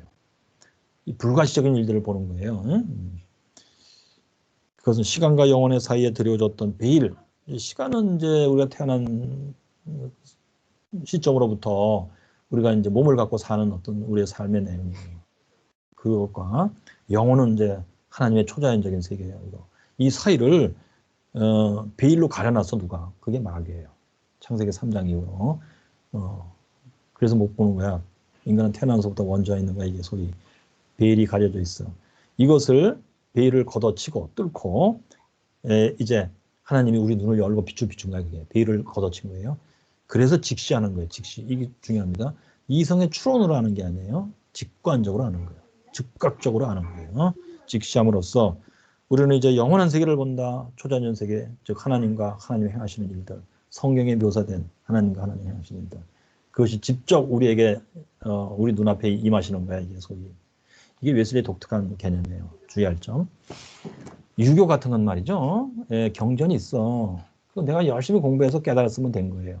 그리고 그대로 내가 살면 돼. 그게 유교예요. 근데 적어도 웨슬리는 웨슬리 얘기하기 전에 우리 기독교에서도 근데 칼빈주의, 장로교는 약간 유교적인 분위기가 있어요. 뭐냐, 성경을 죽으라고 읽어. 그리고 내가 이제 터득해서 알았어. 그럼 그대로 따라 살면 돼, 열심히. 그게 이제 착실한 기독교인이에요. 웨슬리는 좀 독특하게 달랐어요. 뭐냐, 성경을 열심히 읽어. 거기 하나님이 하신 말씀이야. 내가 그대로 따라 사는 것이 아니고 이게 하나님이 성경에 말씀하신 그 내용대로 지금 오늘날 나에게 그 내용대로 역사하시는 거야. 하나님이 명령하시고 약속하신 그 내용이 내게 실현되는 거예요. 막 하나님 자신의 전능의 능력으로 내가 역사해서. 그걸 내가 체험하는 거예요. 내가 크리스천으로 사는 내용들이 그게 체험이에요. 그래서 성경과 체험은 짝을 이루고 있는 거예요. 그래서 이게. 그래서 웨슬리는 지금 믿음을 설명해도 이런 식으로 설명한 겁니다. 지금. 그래서 내가 그러면 하나님이 성경에 말씀하시고 성경 내용대로 지금 나한테 역사하시는 건데 내가 이걸 어떻게 알아? 했을 때 믿음으로 하는 것이다. 일반적 의미를 그래서 이렇게 설명하잖아요. 즉 하나님이 빛을 비치는 거야. 디바인 에비던스. 성경의 내용도 알 때 디바인 에비던스. 또 그대로 나한테 역사하실 때도 디바인 에비던스 해주시면 내가 컨빅션 하는 거야. 성경 읽을 때도 이 뜻이겠구나. 확실히 알아. 직관적으로. 그리고 실제로 하나님이 성경 내용대로 나한테 역사하실 줄 막. 웨슬리의 회심 체험을 상상해보죠. 그때도 내가 디바인 에비던스 때문에 컨빅션 하게 되는 거예요. 확실히 알았다. 내가. 체험이야. 여기 써있지. 이제 내가 영원한 세계를 본다. 구름과 어둠이 이제는 더 이상 두려워있지 않다. 우리는 앞으로 계시될 그 영광을 이미 보고 있다. 앞으로 계시될 영광? 이게 영생이에요. 소위. 영생도 확실히 지금 아직 우리가 그 안에 들어간 것도 아닌데 성경에 약속된 거지. 그것을 하나님이 디바인 에비던스로 알게 하신 줄 내가 컨빅션했어. 그리고 하나님이 실제로 나한테 그 믿음을 주셔서 내가 앞으로 있을 영생도 마치 이미 얻은 것처럼 체험적으로 그것을 내가 알고 있는 거예요. 믿음으로. 이런 식으로 얘기합니다. 이게 이제 지금까지 얘기한 웨슬리가 얘기하는 일반적 믿음의 내용이에요. 혹시 질문 있으면 하세요.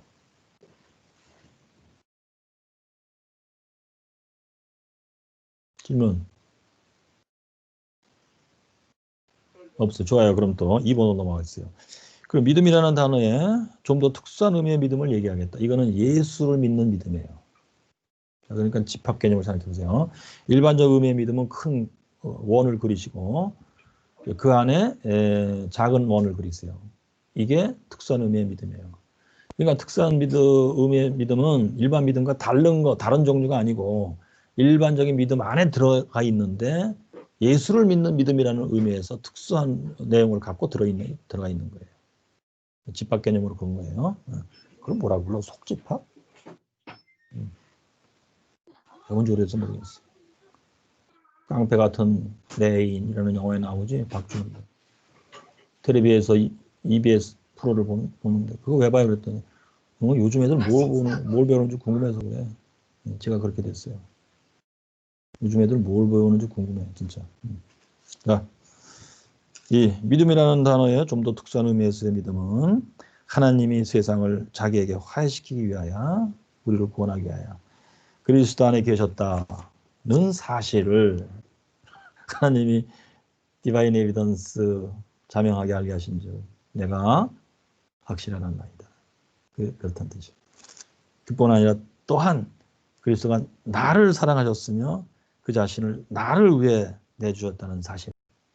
그래서 굉장히 스페셜, 특수한 의미예요. 아주 좁은 의미예요.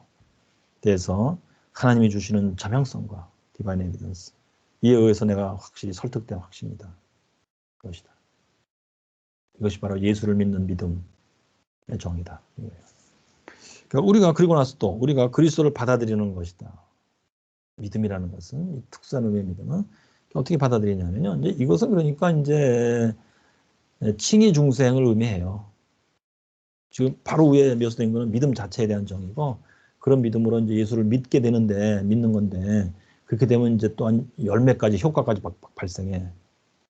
예수 믿어서 어떻게 된다는 얘기야? 여기 써 있기는 그리스도를 그의 모든 직분에 있어서 받아들이게 된다. 즉 그리스도를 우리의 선지자, 제사장, 왕으로 받아들이게 된다. 여기 선지자는 뭐냐면 이제 가르친다, 진리를 가르친다. 제사장은 희생 제물이다, 예수님이. 왕은 내 안에 임하여 나를 통치하신다. 응? 이걸 다 이제 예수님을 그렇게 믿게 되는 거예요. 그 효과가 나타나면 실제로. 그지? 그래서 예수님의 제사장 효과가 나타나서 내가 예수님이 나의 희생 제물이 된 거야, 나를 위한. 이 칭의가 일어나겠지. 그리고 동시에 중생이 일어나요. 그리고 이제 성화 길을 할 때에도 내가 이렇게 저렇게 죄를 질 때마다 내가 회개하며 용서를 구하고 믿음을 다시 주셔야 할 때 예수님은 제사장으로서 역할하는 거야. 십자가에서 속죄 공로를 세우신 분으로 나에게 효과를 발생하는 거야. 왜? 내가 그분을 믿은 줄. 선지자는 뭐야? 이제 진리를 알게 하시는 거예요. 그래서 이제 뭐 칭의 중생 때에도 내가 너를 위해 죽었노라. 이것도 알게 하시고 성화의 과정에서도 뭐 무수한 진리들 성경 안에 그것을 알게 하시고 왕 나의 참 영혼과 몸을 통치하시는 거야. 거룩하게 살도록. 내가 예수를 믿을 때는 효과가 나타난다. 이거죠. 자, 그래서 이 믿음, 이걸 뭐 믿음의 핵심이라고 부르든 고유사라고 부르든지 뭐 당시 사람들이 그렇게 불렀었나 봐. 그 의미다 이거야. 믿음에 의해서다. 이 믿음에 의해서 그렇게 된 거다 예수님이 나한테. 그 다음에 그리스도가 하나님에 의해서 우리에게 지혜여 의여 성화여 구속이 되는 것이 바로 이 믿음에 의해서다 했는데 지혜는 이제 역시 그 진리와 관련이 있어요 보니까. 의는 역시 칭의 중생에 다 관련되는데 그리스도의 의가 나에게 전가되어 내가 칭의를 받는 거예요. 그리고 그리스도의 의가 그때 심겨져 나한테. 그리스도의 의가 나한테 심겨져 임플랜트 됐다고 표현하는데 예수님은 그건 뭐냐? 그리스도가 통째로 내게 왕으로 임하셨다는 뜻이에요. 그게 의고. 성화는 뭐야? 그리함으로 내가 중생하고 또 성화의 과정에서 계속 점점 더 거룩해지며 드디어는 그리스도의 완전에 들어갔다고 쳐 그리스도가 나에게 성화가 되시게 되는 거예요. 구속이다. 이건 뭐 칭의 중생 때도 구속이라고 표현하고 영생에 들어갈 때도 구속이라고 표현해요. 모든 썩어짐에서 나를 구속하여 건져내서 영생에 들어가게 하시다. 그리스도 때문에 그래. 그리스도가 이걸 다 갖고 계신 건데 그리스도가 원래 지혜의 성화 구속이신데 내가 그리스도를 이런 의미로 믿을 때 Divine Evidence and Conviction 믿을 때 나에게 이런 효과를 발생시켜 주신다는 얘기예요. 자, 이게 웨슬리가 생각한 믿음이에요. 한마디로 Divine Evidence and Conviction of God and Things of God. 예수 영접 기도하고 많이 다르죠? 그렇습니다. 예수 영접 기도할 때 뭐 Divine Evidence and Conviction 그래가지고 주 예수여 주님이 나의 왕이십니다. 이렇게를 만약 했다면 오케이 구원 받은 거예요. 근데 그게 아니었다면 이제 그것은 웨슬리식으로 얘기하면 회개 은혜의 시작이에요. 내 인생에서 내가 나를 내려놓고 내가 주님을 따라 살겠습니다. 그리고 웨슬리가 볼 때는 그래 이제 회개가 시작되었다. 교회 나와서 배우자. 율법을 배우고 네 죄가 뭔지 정확히 알자 이제. 그 죄를 떨어내기 힘쓰고 하나님의 명령이 뭔지 배우자. 최소한 10계명. 부모를 공경하는 것부터 배우자 우리. 이래가면서 주의를 성수하는 것부터 배우자. 이래가면서 이제 끌고 나가야 돼. 그게 회개의 과정이에요. 그러던 중에 네가 칭의를 받을 것이다. 칭의를 받을 때 바로 이 사건이 터지겠지. 예수 그리스도 안에서 나를 사랑하신 하나님을 디바인 에비던스 컨빅션 이렇게 아니겠죠. 성령의 증언이 임하겠지. 너는 하나님의 자녀야. 하나님이 날 진짜 사랑하는 내가 알았습니다. 내가 인생에서 처음으로 하나님을 사랑하게 되었나이다. 이게 되겠죠. 그럴 때 감정이 발달된 사람들은 감정의 움직임이 막 일어나겠지. 부딪히면 눈시울이 뜨거우면 되겠지.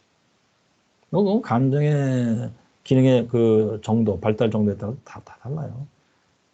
이렇게 이제 내가 하나님을 사랑하게 되었나이다. 이렇게 해서도 전혀 얼굴 표정에 나타나지 않는 사람도 있어요.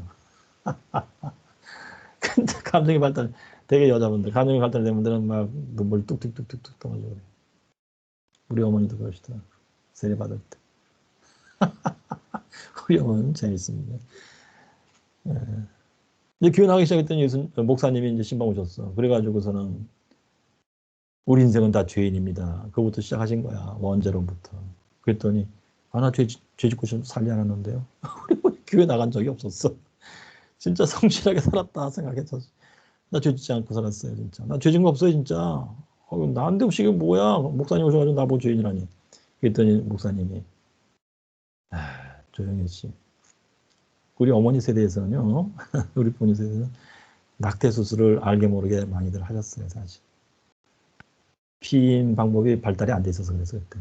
그래서 그때 소파 수술이라고 했어요. 소파 수술 하신 거 없습니까? 그랬더니 우리 어머니가 한 번 있어 얼굴이 뜨거워지면서 고개를 숙였지.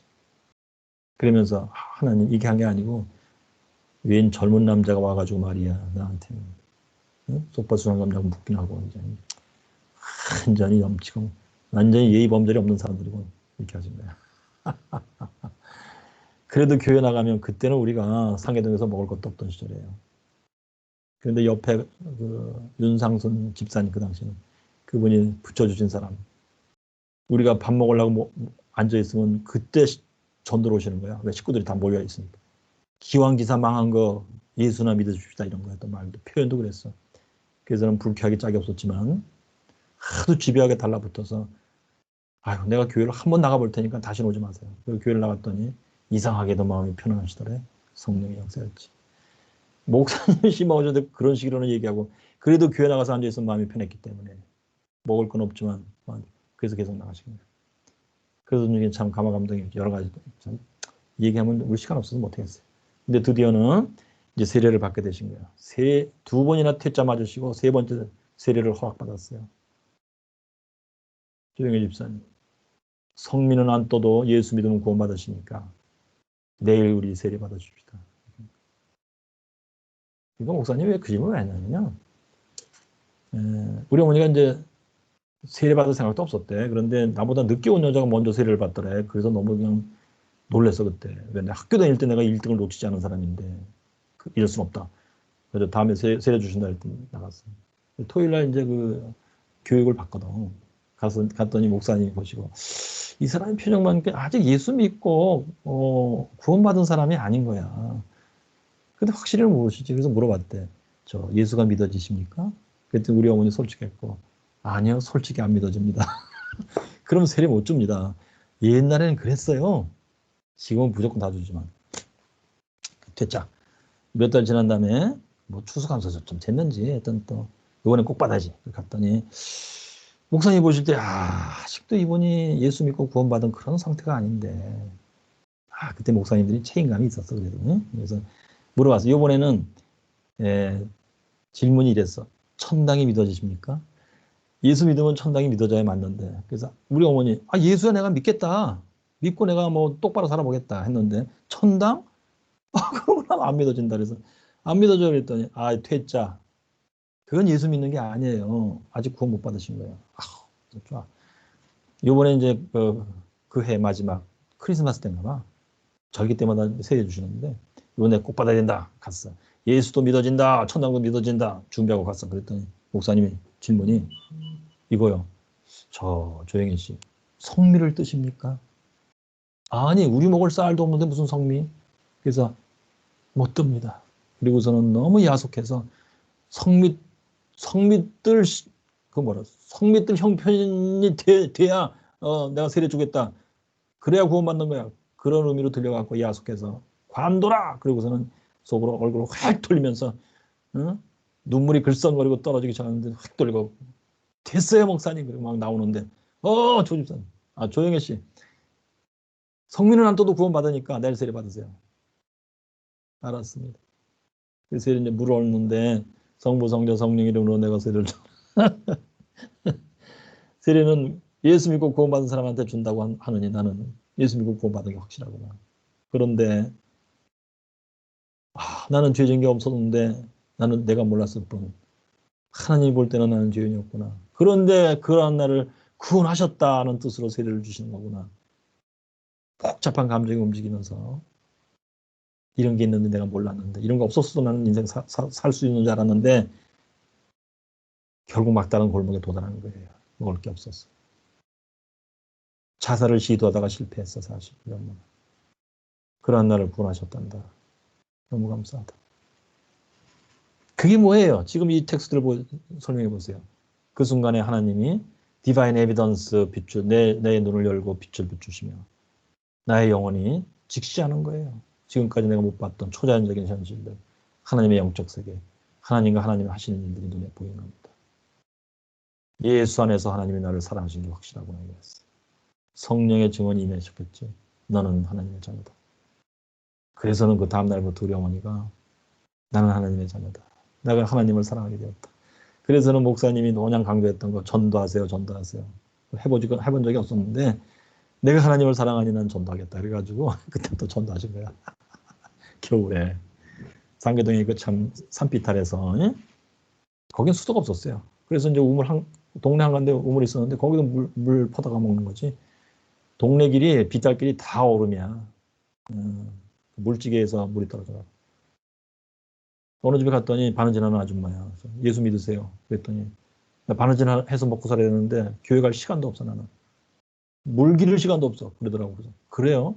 그 물은 내가 기도해 줄 테니 그 대신 교회 나오세요. 그랬더니 그래요? 알았어요. 그래서 어머니가 그 집에 물을 기도다 주고 그분이 교회 나왔어요. 그분이 예수 믿는 과정도 비슷해. 우리 어머니랑. 나중에는 다들 참 간이 10개락도 하나님을 위해서 내가 꺼내주겠습니다. 이래가지고 여선교회들하고 참 헌신 봉사의 화신들이 되었지 다들. 그게 경신교회가 나중에 큰 교회가 되는 초석이었습니다. 재밌는 현실. 그렇게 해서 그 교회는 큰 교회가 됐어요. 방골동로 이사해서. 그런 다음에는 마귀 역사가 번성하기 시작했어요. 유튜브에서 찾아보시면 나올 겁니다. 지금은 로고스 교회라고 이름을 바꿨지. 그 사건을 좀 공부해 보시면 성경이 말하는 하나님의 역사가 뭐고 가라지가 뭐고 마귀 역사가 뭔지 눈으로 보듯이 영화 보듯이 흔히 보시게 될 거예요. 한번 보시기 바라요. 그 스토리는 아직 끝난 스토리가 아닙니다. 그러나 예수님 오실 때까지 진행되겠지. 너무 어려워요, 얘기가? 아니면 쓸데없는 얘기예요? 여러분들이 신학을 공부하시고 혹시 목회를 하시겠다면 쓸데없는 얘기가 절대 아닙니다. 여러분들이 뛰어들어가서 파헤쳐보고 내 인생을 나는 성공적으로 살겠다. 목회자로서 예를 들면 한다면 반드시 공부해 봐야 될 역사의 한 토막입니다. 혹시 질문? 없어요. 좋아요. 그럼 3번 읽겠어요. 그런데 이 믿음은 확신이라는 의미의 믿음인가? 아니면 충성이라는 의미의 믿음인가?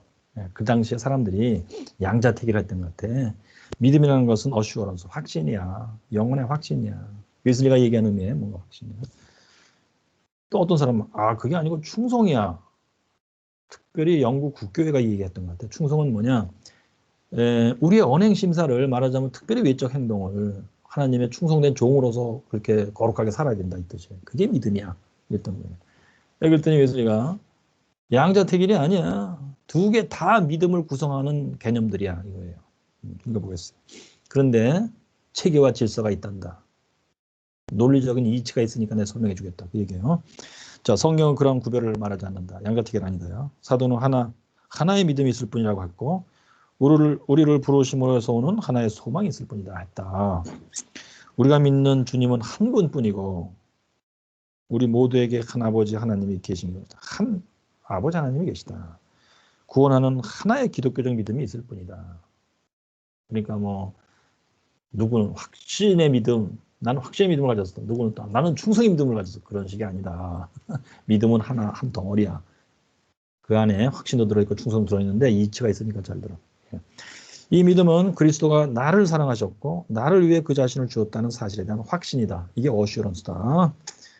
여기서 확신이라는 단어는 자명성을 의미하는 다른 단어다. 즉 앞에서 우리가 봤을 때 디바인 에비던스다 이게. 그 얘기예요.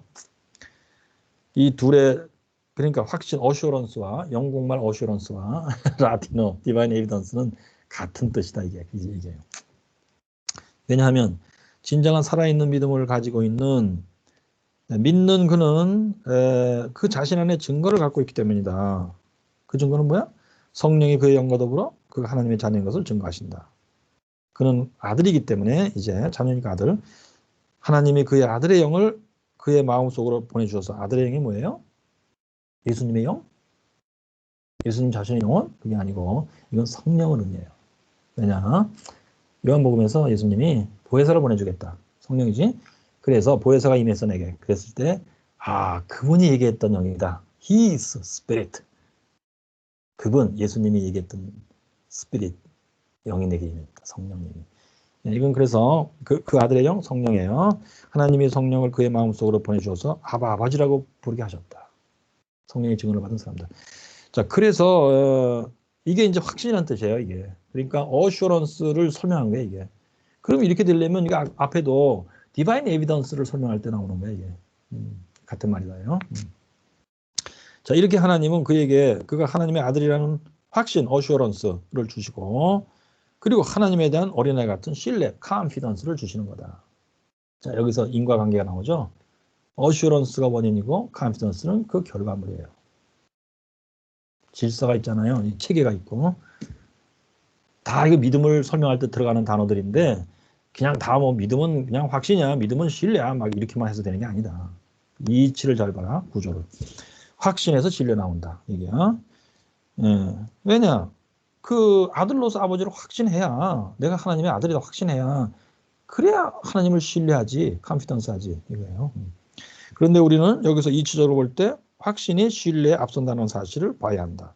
왜냐하면 사람은 그 자신이 하나님의 아들이라는 것을 알 때까지는 하나님에 대한 어린아이 같은 신뢰를 가질 수가 없기 때문이다. 인과관계가 여기 생기지 않느냐 이거예요. 그러므로 믿어 신뢰하는 것 confidence, 믿어 신용하는 것 trust, 하나님을 trust한다. 믿어 의지하는 것 reliance 하는 거, 믿어 충성하는 것 adherence. 여기 충성이 여기 나와요. 하나님께 종으로 달라붙어서 끝까지 충성하는 거야. 또는 그 이외에 무엇이라고 부르든지 간에 이것들은 어떤 사람들이 생각하는 것처럼 믿음의 첫 번째 과정이 아니고 이것이 영국 국교예요. 믿음을 그들은 이 정도로까지 설명 못해서 사실 어센트 동의한다고만 생각했는데 동의했으니까 뭐 내가 충성하겠다 이렇게는 생각했겠지. 이게 믿음이야 이렇게 했는데 예수님은 그게 믿음의 첫째 까지가 아니고 두 번째 과정이야. 두 번째 과정이다. 즉 첫 번째 과정이 뭐야? 어슈런스예요. 디바인 에비던스. 이건 뭐 하나님 자신의 역사예요. 그렇게 해가지고 이제 우리 안에 그것의 결과물들이 이렇게 쫙 열매처럼 생기는데 그게 뭐 신뢰, 신용, 의지, 충성 이런 것들이에요. 이것은 우리가 만드는 게 아니고 역시 성령 하나님의 역사인데 그래서 어슈런스에서 인과관계처럼 나오는 열매들이에요. 이것도 하나님의 역사예요. 그래서 한마디로 믿음은 하나님의 역사다. 믿음은 우리가 만들 수 있는 게 아니다. 믿음은 하나님이 우리 안에서 생산하시는 무엇이다. 루터도 같은 의미로 믿음은 하나님의 행동이다 이렇게 표현해요. Faith is a work of God. 하나님이 행하여 만들어낸 것. A work of God that changes us. 그 믿음이 그 하나님의 역사가 우리를 change, 변화시킨다. 그 변화는 첫째가 바로 conviction이에요. 확신을 갖게 한다. 확실히 눈으로 보듯이 직시하여 본다. 하나님을, 하나님의 하시는 일을. 그러니까 웨슬리의 믿음 개념과 루터의 믿음 개념은 동일한 거예요. 재밌죠? 그런데 칼빈의 믿음과 좀 동일해요, 사실. 근데 문장이 한 너데스가 나와. 오늘 시간 없어서 못하는데 다음 기회에 혹시 생각나면. 자, 여기까지 이제 봤어요. 그러니까 그 밑에 4번 잠깐만 읽어볼게. 자, 우리가 구원받는, 즉 칭의받고 성화되는, 구원은 칭의 성화를 그랬죠. 받는 것은 바로 이 믿음에 의한 것이다. 칭의도 이 믿음, 성화도 이 믿음. 이신 칭의, 이신 성화다. 주의하라. 나 믿습니다. 이런 의미 아니다. 앞에 얘기한 그런 의미의 믿음이다.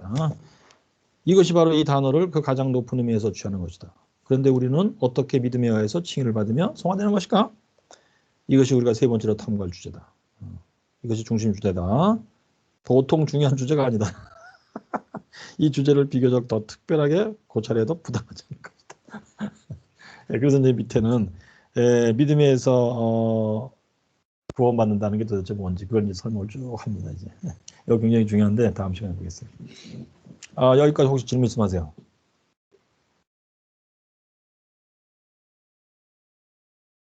질문 없어요? 왜요? 듣고는 있어요, 여러분? 듣고 있으면 이해해 보세요. 네. 네, 교수님. 그래요? 나 혼자 떠든 건 아니구만. 알았어요. 여러분 자신을 가지시고 공부를 하세요. 이거 웨슬리 설교 한 번 읽어서 안 돼요. 설명 들을 때는 뭐 조금 아는 것 같을 거야. 곧 잃어버릴 겁니다. 곧 치매가 옵니다. 치매 오기 전에 여러 번 읽으세요. 복습을 여러 번 해야 돼요.